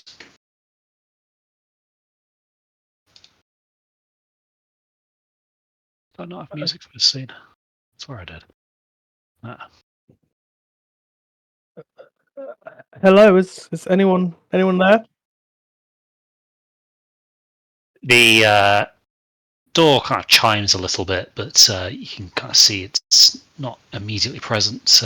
Also, not immediately clear if anybody is present. But after a while, a kind of a shadowy figure emerges from the back. Ah, I'm sorry, I didn't see you there. Welcome, please. Is there anything particular you're after? Yes, our friend here was attacked during the night, and although I have limited medical experience, I've not been able to make much improvements to him. Would you be able to have a look? Yes, certainly. Where is he? Gesture over to Xuan. Or Wide Eye if he's still in Wide Eye's arms. So why'd I just lay him out on the counter? Yeah. So he has a look over after Zorn. You're kind of looking up at him. So roll me a con save, please. Oh. Is this when Wide Eye slams me onto the table? Just had a few broken vertebrae. Oh, That was a natural 2. oh, Living on the edge. So the apothecary has a quick look over. He kind of flips down a magnifying lens as he looks over you. Let me see. So he's pale. He puts a kind of finger to your neck. Very rapid pulse, shallow breathing. How are your hands? Can you feel them? Yes, I think so. And I like open and close my hands to show I can control them. He nods at that. And your head, is it sore? It's been sore all day. And do you feel particularly tired? Extremely tired. He nods at this. Yes, well, there's your problem. That's a classic case of anemia. Thankfully, I have something just for that. One moment. He kind of goes into the back and comes out with a pestle and mortar and a few different ingredients and begins to kind of work up a solution, which he kind of pours this fine powder into a small little glass of water. I keep a very close eye on all of this going on as well, trying to keep a mental note of everything he's doing. Okay, roll me a medicine, please.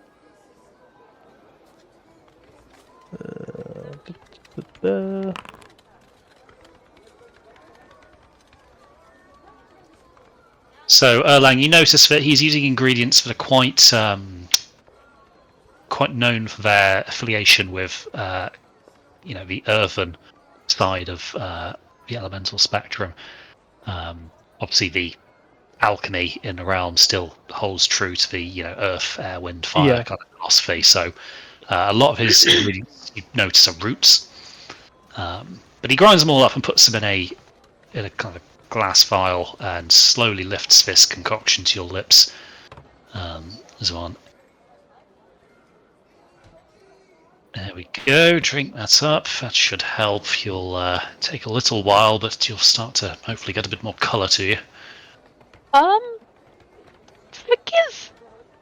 This is not my line of expertise, but surely someone spontaneously coming down with anemia overnight is unusual. Yes, it's not particularly common, but it can be triggered by a few different things, you see.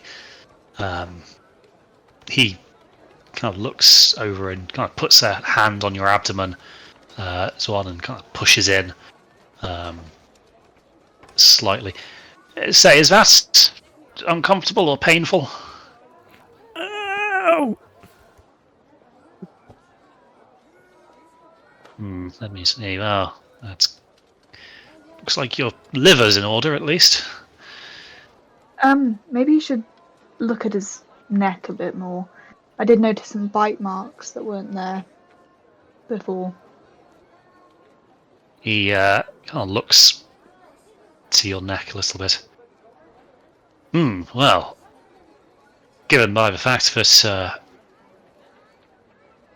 you're still breathing, it looks like this particular serpent wasn't too dangerous, but I may have a couple of precautionary potions that would see your eyes, just in case. I don't think it was a serpent. He has anemia, and I just don't think that's the answer. Have you had anybody else coming in with this type of Ailment. Yes, ailment. Well, not too many. We get a couple now and again, but usually they tend to be a bit more of the frail types. Right. Are they local? Some of them are sailors passing through. Has it been happening more often?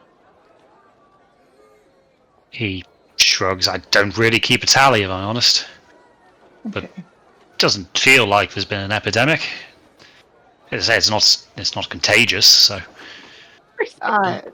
Given that he mentioned sailors, can I think back to see whether there seem to be any physical similarities, like appearance-based similarities, between the little girl and the people that we've met from the Fleet of Fog?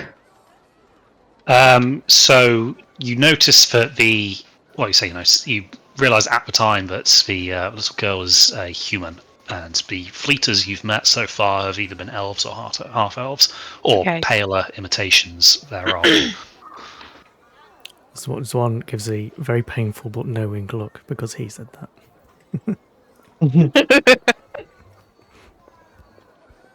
I missed that entirely, and I must apologise. But yes, you don't see an immediate connection. Yeah.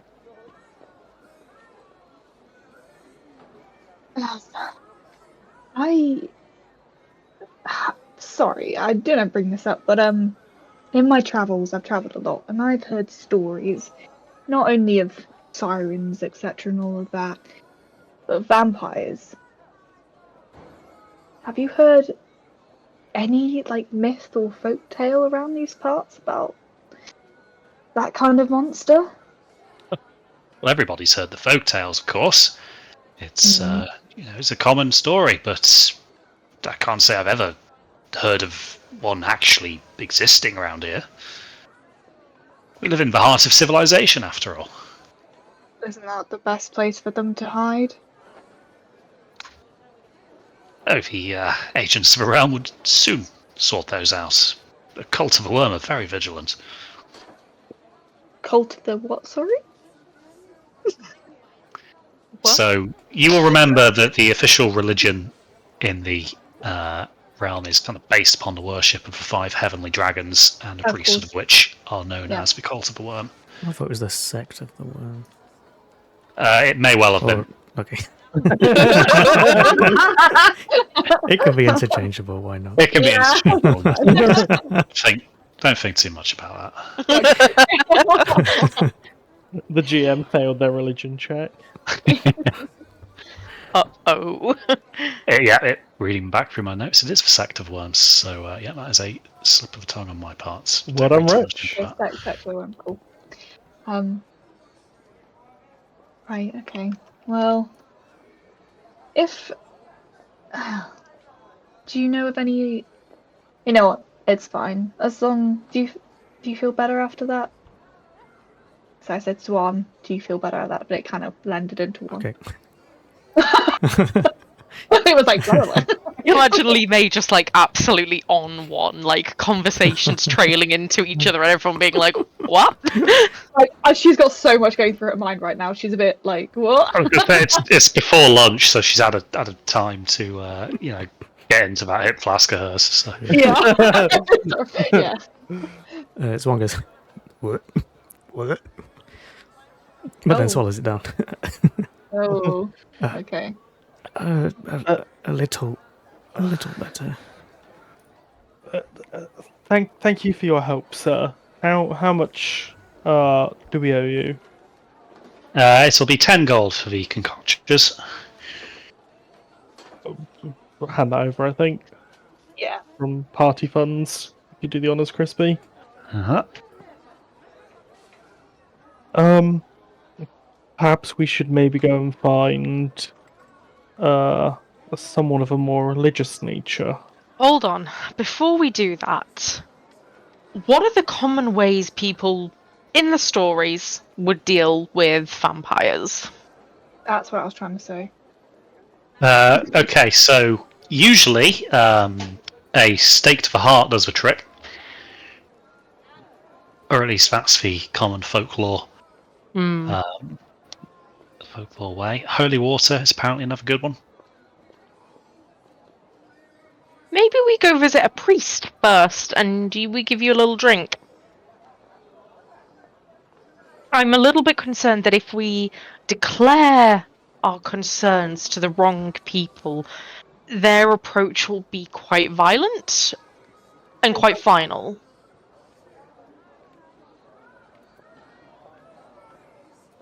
Mm-hmm. Okay. You think going to a priest is a good idea? Well, I mean, we could go to a priest and just ask to buy some holy water. All right. We've Isn't got a holy wizard and a druid, it's spell components, it's not uncommon.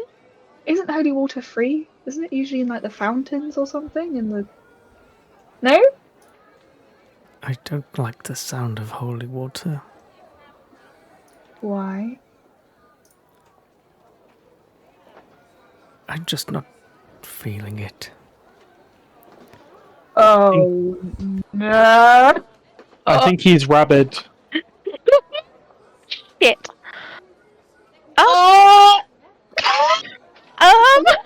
Let's go find a religious healer and see if they can cure. Cleric, a nice life cleric. Yeah, let's go. Are there any nearby temples or something, Crispy? A short walk away, yes, you'd be able to find Oh, any. brilliant! All right. Oh, thank you very much, Mr. Apothecary Man. I shake his hand.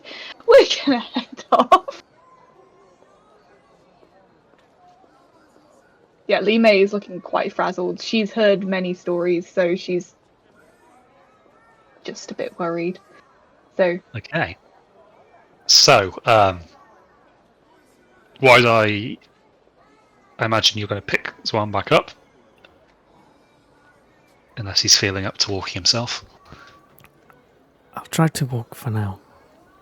Feeling a little better. Oh yes, of course you are. That was my finest tincture you've just drank down. Could do with before some we work leave- on the flavour, but I won't complain with the results.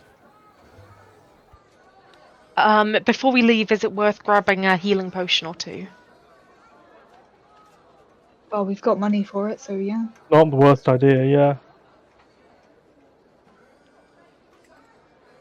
How much are the potions here? So, potions of healing here are 50 gold pieces a pop.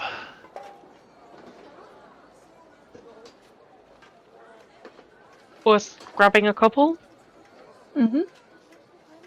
How many? Just like 2, or? I mean, we have enough money to buy the guy's entire stock, you know. Yeah, but well, we wanna save some, you know. Let's buy. By like five, That's 150 gold. Yeah, I sure. should say, enough that we could at least have one each would be Okay, very so helpful. this guy's not really an adventurer's kind of apothecary. He's more kind of urban, so he doesn't have too many of these lying around. He has 3 of them ready to go. Okay, 3 it is. 3 it is, yeah. We'll take the lot. Does that mean that they're in inconveniently shaped and sized bottles?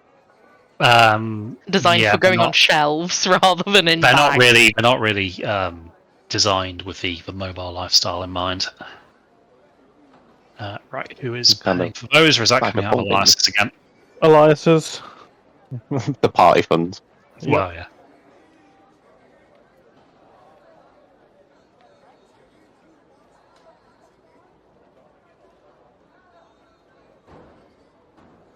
Cool. Okay, tell you what, he's got them already in his inventory, so I'll add a couple more to his. Yeah. Yeah.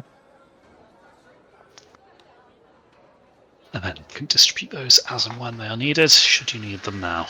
Admittedly, preemptively giving at least 1 to Lee May, Wide Eye, Antoine is probably a good idea. Chris and I both have healing in our kit. Cal already has some. Yeah. And you guys having the ability to heal yourselves at least a bit is probably smart. Okay, I can distribute those to you guys then. 1 moment.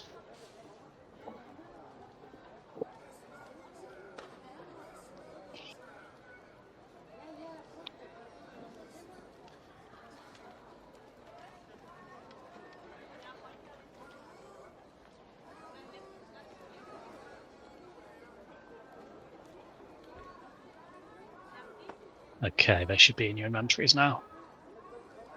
Okay. Thank you.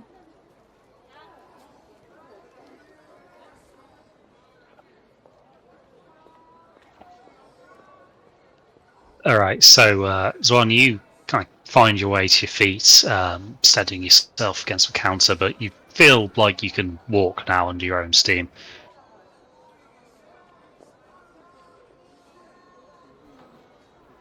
Great. I gingerly make my way out of the shop, see if I can find my legs again. Okay, so you guys make your way back into the busy streets now. So Lima, you wanted to find a temple, didn't you? Yeah. Or like somewhere that I know that potentially would do religious healing, or like cleric. Yeah, okay, so Yeah. you know of the place. Again, it's quite popular with seafarers who are a superstitious bunch at the best of times. So you make your way down to the waterfront where you find a large religious structure, which in this particular town is dedicated to the dragon Pulau, who you would know as the Dragon Lord of the Unending Seas. And Ooh. obviously patron deity of sailors. What's his name, sorry? Pulau, P-U-L-A-O. O. He's not quite there today. You feeling a bit anemic, perchance? The Dragon Lord of what? Sorry, Dragon Lord of the Endless Sea. Unending Seas. Unending Sea. This and all the others are in that initial brief if you've still got that Oh, somewhere. okay, yeah.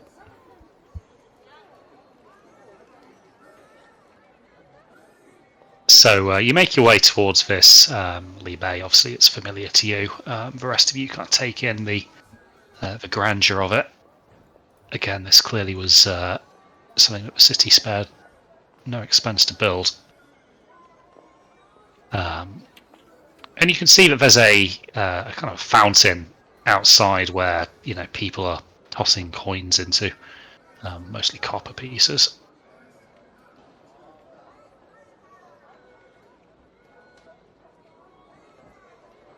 Mm. Does it look like the vampire? The vampire? The No, it looks like a fountain. Oh my god, I can't speak today. Does it look like the like I said earlier, like, oh, doesn't holy water in like fountains, etc. Does it look like that kind of thing? Are we near the temple? Yeah. Yeah, you are. So you're not familiar with the visual qualities of holy water compared to the normal stuff. Okay. I imagine it's got more holes in it. Ooh. Is that a dragon I hear? Your neck's looking rather inviting at the river. Yeah.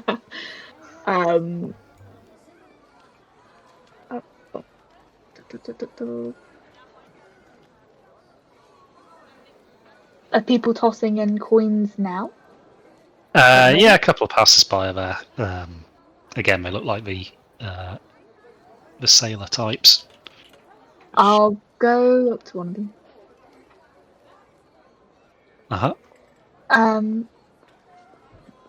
Hey, why are you tossing your coins in there? He looks at you and kind of shrugs. It's good luck. Not supposed to start a voyage without the blessings of Pulau, are you? This is true. Yeah. Where can I find Pulau? He shrugs. Well, if you ask for priests, he's in your heart. Common sense would say he's in the oceans. Oh. Shit. You've just basically walked into the temple and asked, "Where's God?" Oh! I thought he was a oh, okay. No, Oh. Pulau is the dragon god. Oh, I thought he was a. Oh. You know what? I've got. You know Sarah, what? what's You know Line's religion proficiency score? Look. Alright. I think it should be. It's like a -1. I don't think I should speak anymore. It's only taken her 10 sessions to realise that. Erlang! How you feeling? Chatty? Feeling chatty. I will walk up to someone who looks like they're meant to be here. Excuse me, are you a priest of this temple? In a sense, I'm but an acolyte, but I may be able to assist you. What ails you? We have an issue which we would Speak privately. like to speak privately with a priest. Would you be able to fetch one of your superiors, please? He raises an eyebrow, a little intrigued, but nods nonetheless. And before too long, a slightly older gentleman approaches. You can see that he's actually a halfling himself, but he's clearly quite an old chap. You are in need of a priest? Yes, we have a private matter we would like to discuss. Is there a room we could go? He looks a little bit. I can find a secluded cloister. Thank you, sir. So you're led kind of into this temple, and you can see that it's clearly quite busy, even though there's no sermon on at the moment. Again, clearly quite a popular god with the local populace. But he leads you to a more secluded, if not completely private, section of the temple. And how may I assist you? Is it a spiritual matter? More of a physical matter. You see, our friend here was attacked in the night, and we believe, due to the circumstances surrounding it, that they have been attacked by a vampire, and we would like your assistance in ensuring that they don't undergo any changes.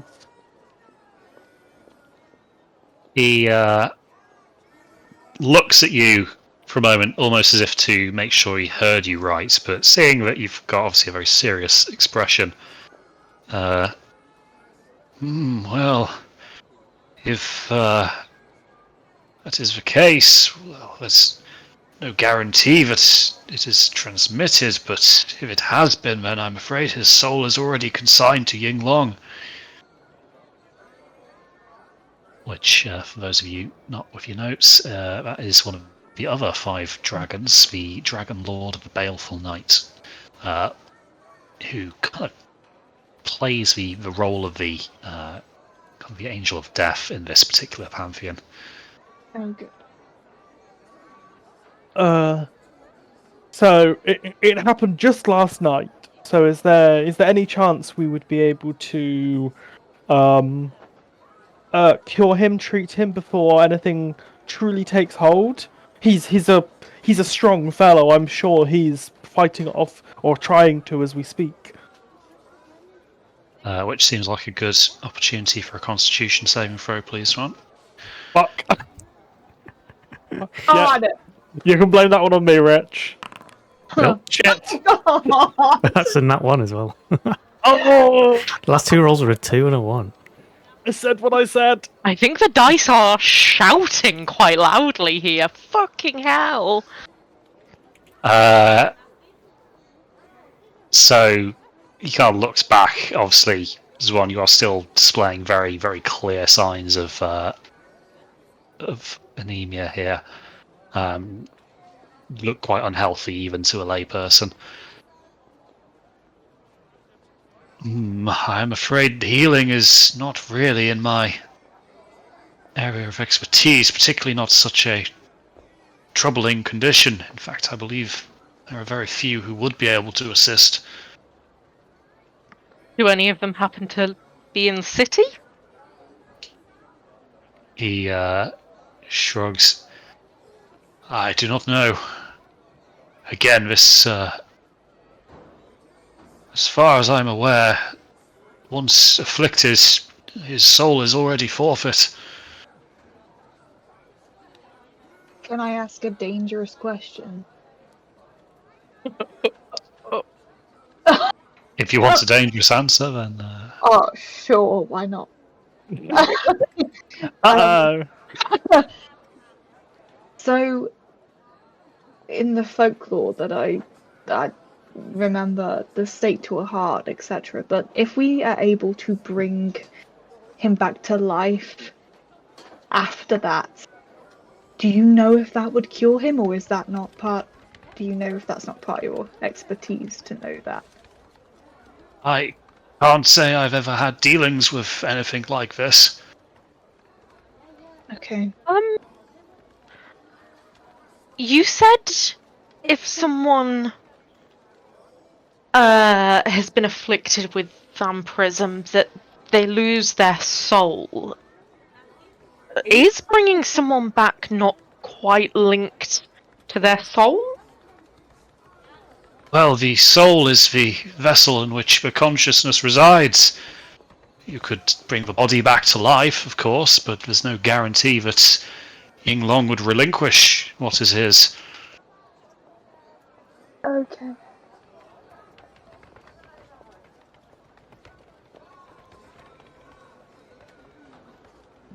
Thank you for your time, Father. We will go and think about our option.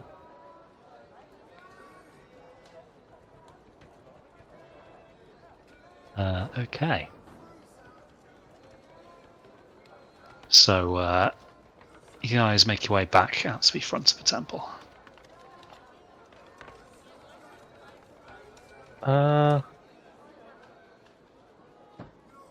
What do we do? Maybe if we find the child again, she'll be able to offer an explanation. She could be.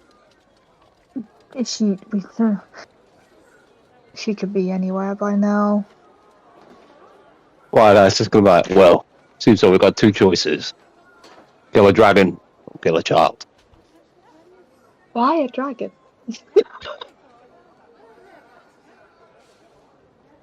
I mean, Although, probably not one the of the worms wise... has your soul now, right? Why Just kill it. don't? Possibly not the wisest thing to say in the front of a temple. Yeah. I don't mean that dragon. Okay. Let's continue this conversation elsewhere. I think back out the direction we came and see if we can find her. Hold on. We saw her, and it was daytime. No. No, it wasn't. Crispy It was said the night. sun had gone down. It was below the horizon. It was, I believe the term you used was nautical dusk, nautical twilight. Oh, ballsack. So sun was down. It was just the last vestiges of daylight. Uh-huh. So, we might as well not bother trying to search that area until the sun has gone down. I think we could maybe let Zwan rest. Somewhere. Possibly in a room with the curtains drawn. In the middle of the city? Would like some rest. I don't think he's going to rest very well outside the city, especially given the last time he tried. Let's find a tavern. I nearly said motel for whatever fucking reason. Let's find a premier inn. Alright. I do have the perfect place for us to go. However, I am banned in it. However, it is the perfect place to go. If only they would let you in. Onwards! Lee May Perfect just place starts. for everyone not named Lee May. Okay, so Lee May, you confidently lead the party down towards the docks, and as the smell of the sea draws closer, so do the streets grow narrower. Before too long, you're kind of weaving in and out of kind of alleyways almost. The rest of you kind of casting perhaps glances at each other as it's clearly not a reputable part of town. Eventually, Lee May... that's no surprise to us with Probably May. not at this point, no. So eventually, Lee May kind of leads you to what appears to be a large tavern, and kind of outside, hanging from its kind of sign, you can see a large wooden board with a picture of a painted walrus lying on its back, bottles of empty booze strewn around it. As Lee May welcomes you to the capsized walrus, or well, pointed out she's not actually allowed in, as she has said. So, the last time I was here, just before we go in, last time I was here, I kind of got people into a bit of a fight, and there's a sizable unpaid tab. How sizable are we talking? Crispy, do I remember? You were very drunk at the time, so no, but I'm sure you'll find out if you go in. Does anyone have the disguise self spell or something? I give you a blank look. No.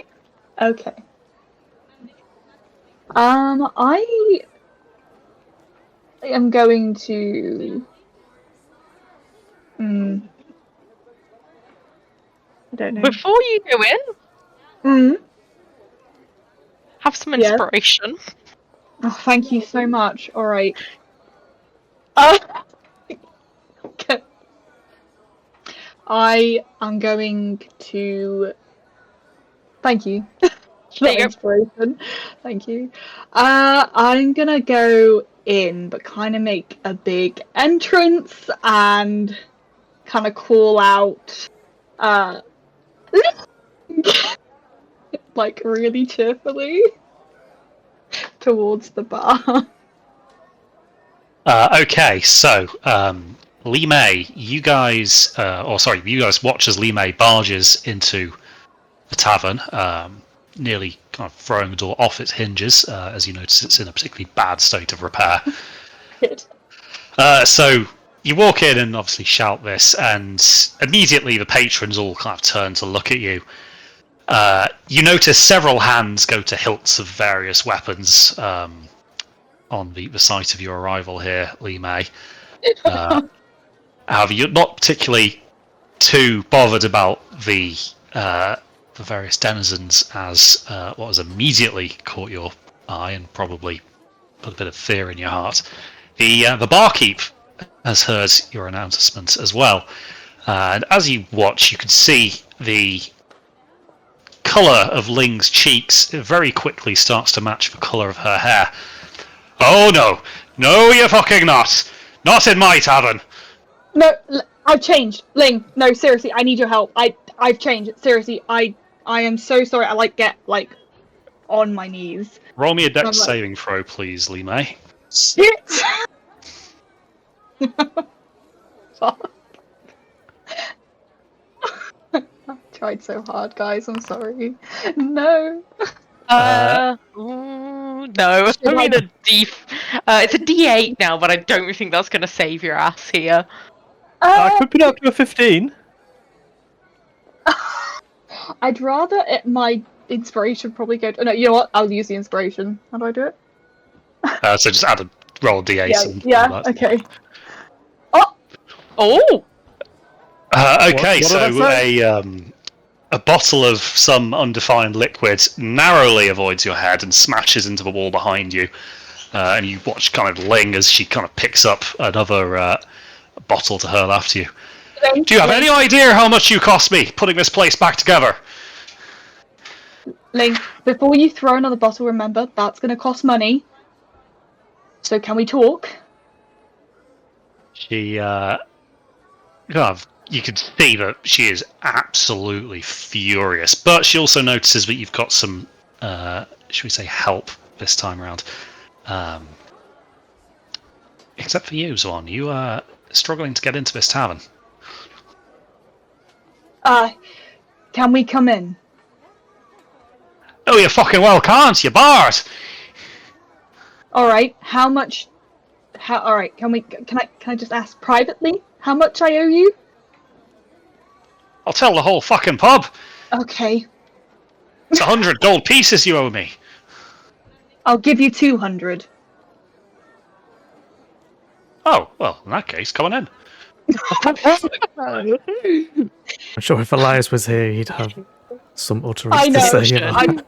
I don't care as long as I get any good books. I don't give a shit. Actually, no, I'll give 200 gold pieces of my own because I'm the one who sold the thing, so it's not coming out of the party. It's mine.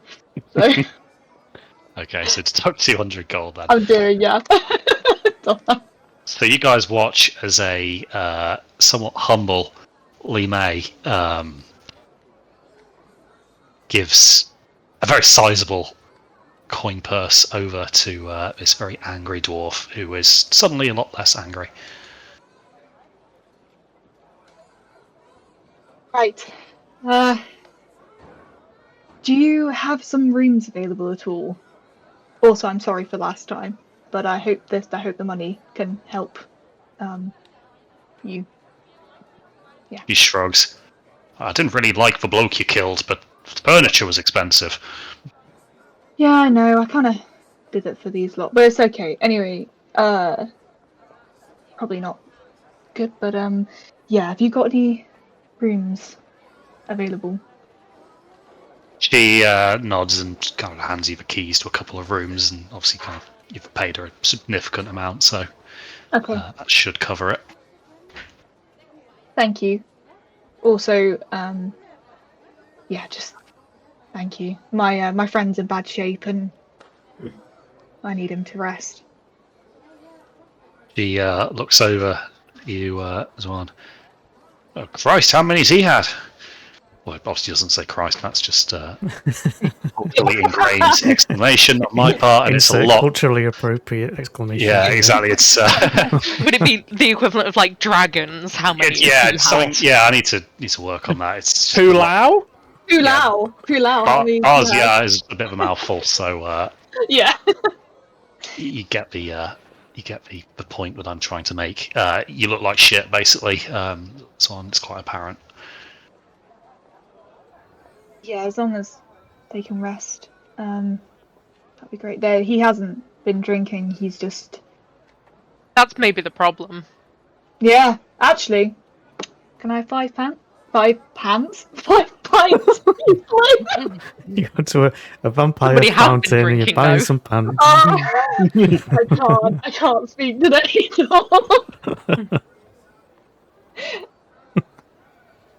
Okay, so a round is very quickly procured.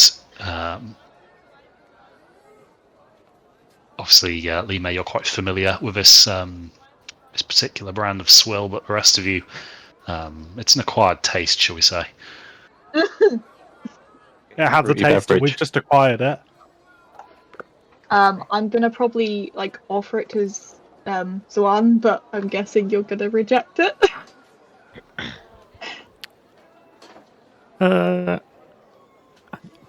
Not really in the mood for that at the moment. I think just rest Okay, is what I'll I need. drink. I'll drink yours, and that's fine. I'll take the hit. Don't worry. Tough job, but somebody's gonna do it.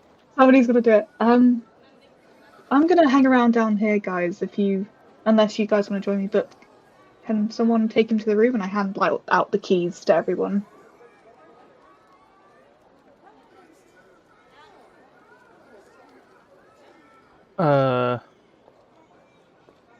Yes, I can go and keep watch over him. I can try and work some of my magic and make him sleep more deeply. Mm.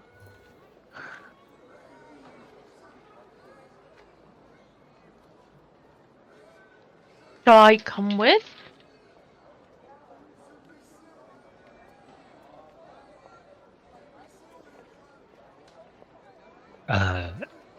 So you guys make your way up to the rooms, and again they're pretty rough and ready, but they do have beds, so you get Zwan comfortable. Zwan, you're quite relieved to have somewhere to rest. Obviously, the fatigue now is setting in pretty hard.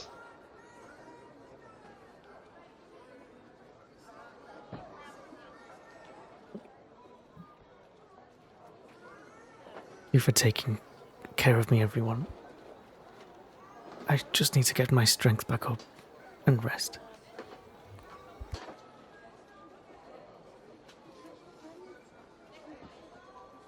A good sleep and you'll be right as rain.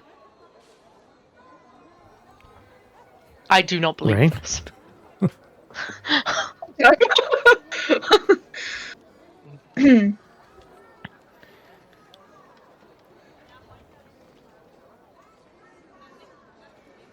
Okay, so I'll Erlang, stay in the room with him. Yeah. it's a very good point, actually. So you're going to administer some of your Sleep easy tonics. aids? Yep. Yep, absolutely. Okie dokie. So, Zwan, you take this and feel yourself kind of lulled off to sleep. Obviously, it doesn't take too much convincing at this point. Yep. And you begin to dream. So, can you join me in another chat? And this time, Chris, would you come with me, please? Oh, okay. Interesting. Oh, What's Ah, going fuck, on? I'm getting vampirism Okay. too. I would have gone with them both, I think. Aha! Yep, that's fine. Am I also coming into the other chat? No, you are staying here. Oh, Okay. interesting. Sucker! Off we go.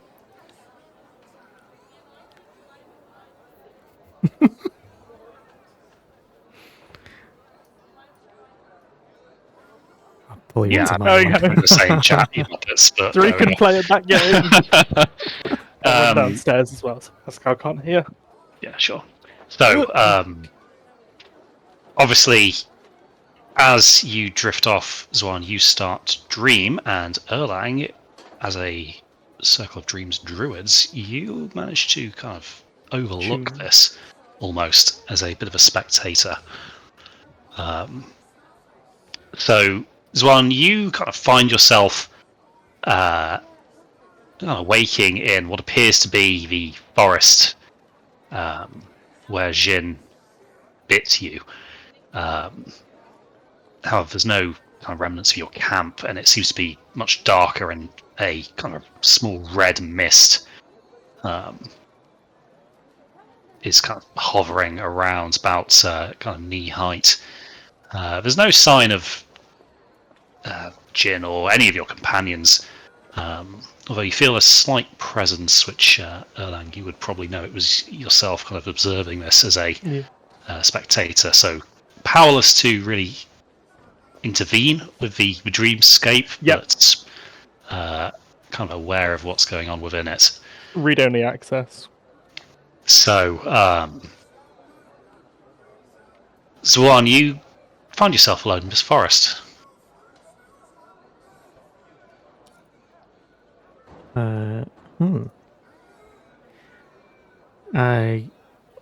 If I look around, is there anything notable, or is it just trees?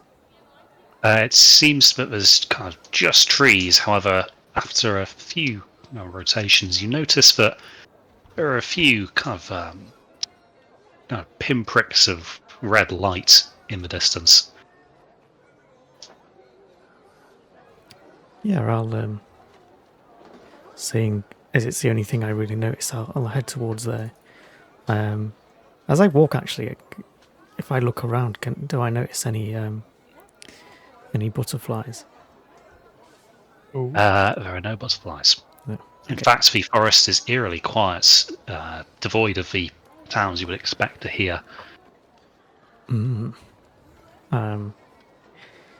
Yep. So head towards the red lights. Sure. So you advance further into the woods, following this trail. You can see as you get closer that they're kind of torches, although they seem to be lit by almost kind of magical light rather than fire. They give off quite a kind of ominous crimson hue. And as you draw near to what appears to be the end of this trail, you see it opens up into a clearing. And you can see that there is what appears to be a small altar and a kind of figure in black kind of hunched over this altar.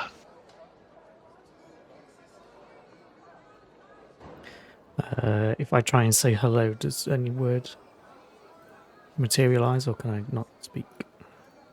You try, but a croak is all you can manage. Endeavouring to still get this person's attention and figure out who they are, I head towards them. Sure. So as you draw near and enter the clearing, the figure seems to sense your presence, and slowly, ever so slowly, the figure rises to what must be their full height, which you estimate to be probably at least 9, possibly 10 feet tall. The figure begins to turn around, and then you find yourself back in your bed in the tavern, sweating profusely. It's the middle of the night. And we'll hop back into the other chat. Yep. State. Oh, Alright, so Chris is on his way back up the stairs. I'll pull him into the channel. there we go. Oh, So nice. for Thanks, the It was for the red. sake of Thanks, Reg. keeping the timelines in sync, you guys now back in the tavern have been kind of drinking and listening to Lee May and Ling shoot shit for a little bit. It's now getting quite on into the early hours of the morning, and most of the patrons are either passed out or upstairs or gone home. I am gonna then have. I'm gonna bring up. So, have you heard anything about my ship, my crew? Have they been around? She kind of looks at you a little bit. You mean you don't know? I was unfortunately arrested, so I haven't seen them in a while. She's not surprised by this. Well, Zhao took the tidal fury out. Oh, I say, must have been about 7 months ago. Said he was off looking for the fleeters and their treasures. Well, safe to say we haven't seen him since. 7 months? Well, to be honest, if he's hunting down the fleeters... Yeah. Okay. Although that other hunk of scrap you used to sail in, what was it, the Sea Serpent? Yeah? Well, she's made a reappearance. She was impounded a while back. Serves the merchant fleet now. What? How? Yes. The Imperial Navy took her. Don't know what they did with the crew. But she's living an honest life these days. Running cargo. Oh, that sounds so joyful for her. Oh, good. Oh, do you know where she is? Is she still around here, or is she out on sea at the moment? A shrug meets your request. She clearly doesn't really know. Okay.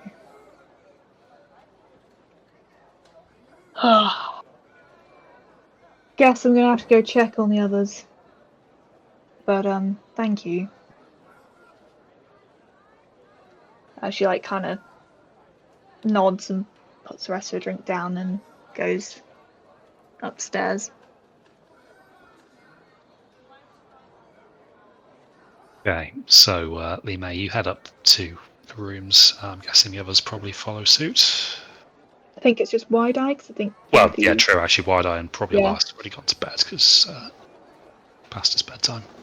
Yeah. Okay, so you kind of pop your head in, and you can see in this room that Yinfu and Erlang are kind of trying to calm down a clearly quite flustered Swan.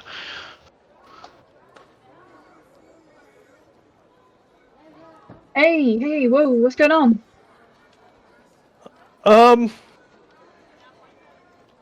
Zwan, do you want to tell them or shall I?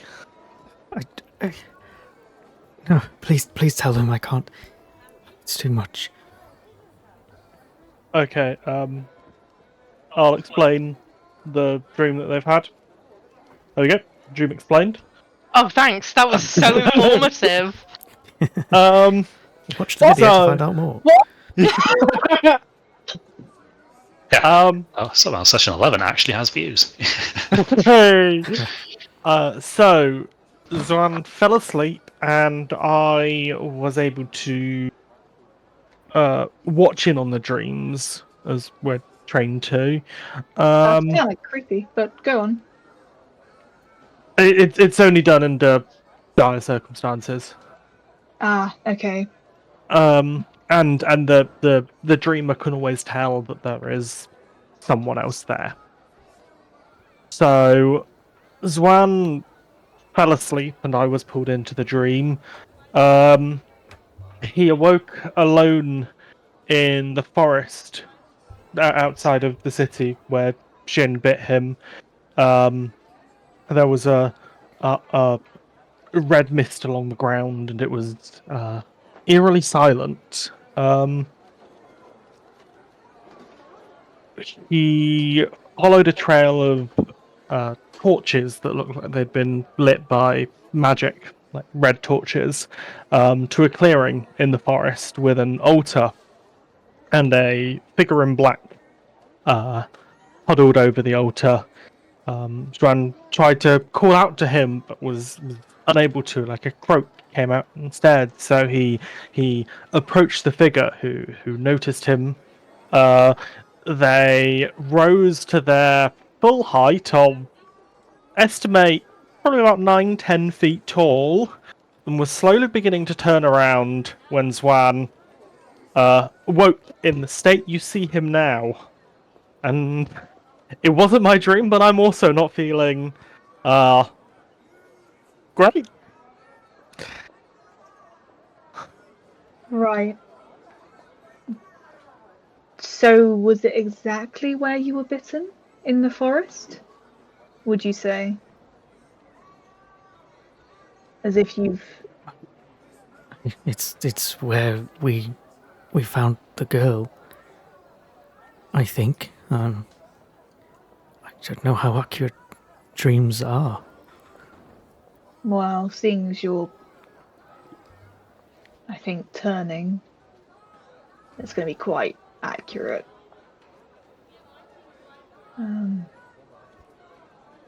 So there was a red mist. On the Yes, floor. all over, and there was nothing else there. I could feel something, but from what he said, I'm assuming that was Erlang. And then that final dark figure, and that's all I saw. A shame you didn't see his face, but maybe that's why you woke up, so that you didn't. Maybe. Right. It may me. be foolish, but maybe we should go out to that area and have a look. Maybe. How are you feeling now, Zwan? Apart from being shocked. How am I feeling now, Crispy? Better, actually. Maybe not quite full strength, but noticeably improved than you have been. Wonderful. Yeah, much better than I was. Not perfectly fighting fit, but if we go to where we were, I can follow the path I followed in my dream. How long was Ron asleep? Perhaps an hour, maybe two. Okay. That's a pretty big recovery for a short sleep. Yeah, it is. Anyway, I'm gonna shut up now. I mean, you woke up pretty distressed, so if you don't want to go out and investigate, I would understand. But it might answer some questions. I would rather see it than to keep dreaming it.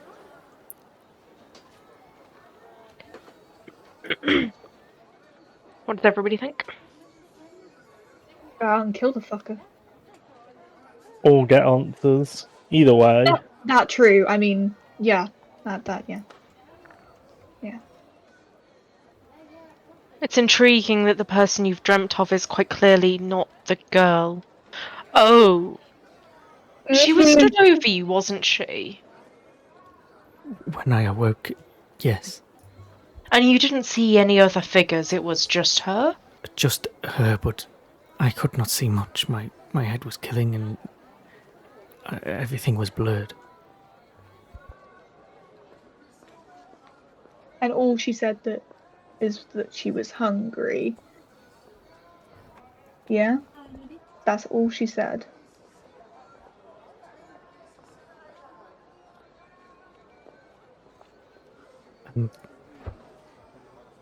She said she was not hungry before, but she was now. A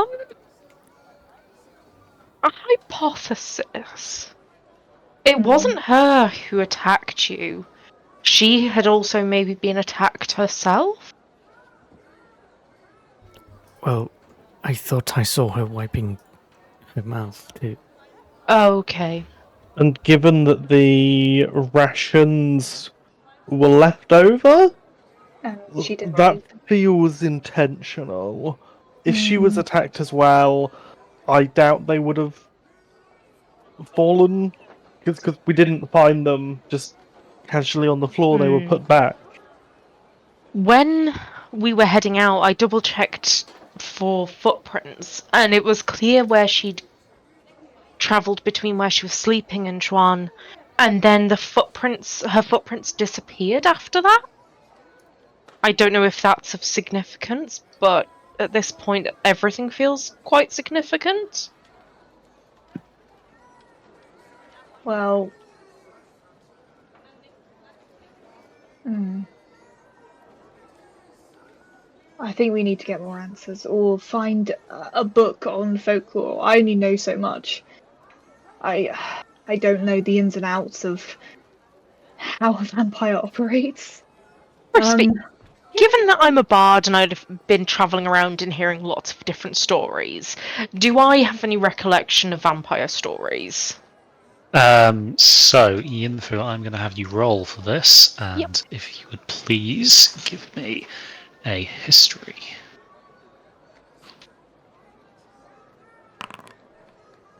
Oh, nice. Holy shit. So that's 20.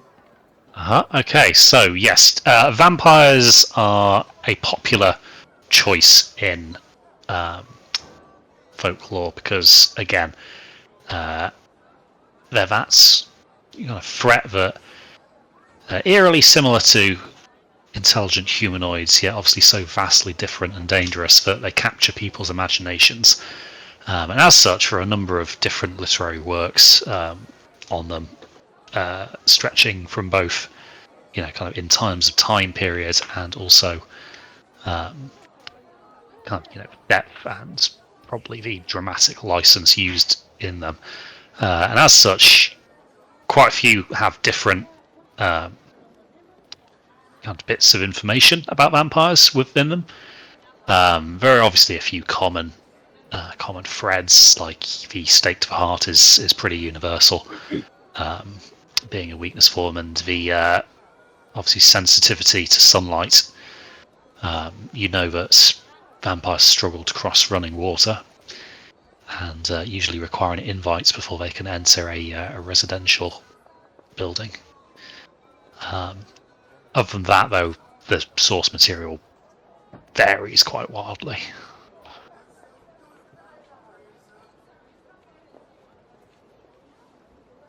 Okay. And did you say it was like 2 a.m.? Yeah, kind of early hours, so still quite dark outside.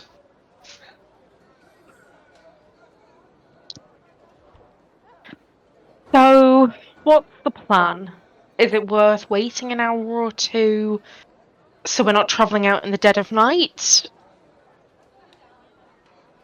No, because I'm guessing you relayed the information about Yeah. sunlight.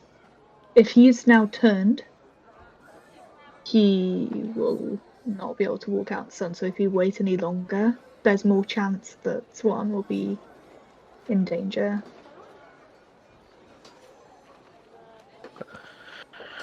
I agree. I think going sooner rather than later is probably in our best interest.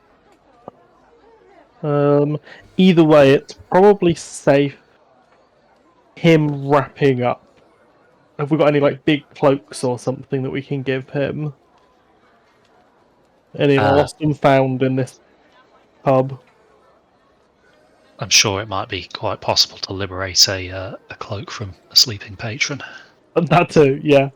Biggest one we can find so that he's the most wrapped up. I'll drop a silver coin in their pocket in return. Is that in the pocket of the cloak that we've just nabbed? No, in the patron's pocket as we do a switcheroony with their cloak. If I was in full health, I would be very tempted to try and steal that coin back as a thief. But Principle, isn't it? yeah, I'm obviously not feeling quite well enough.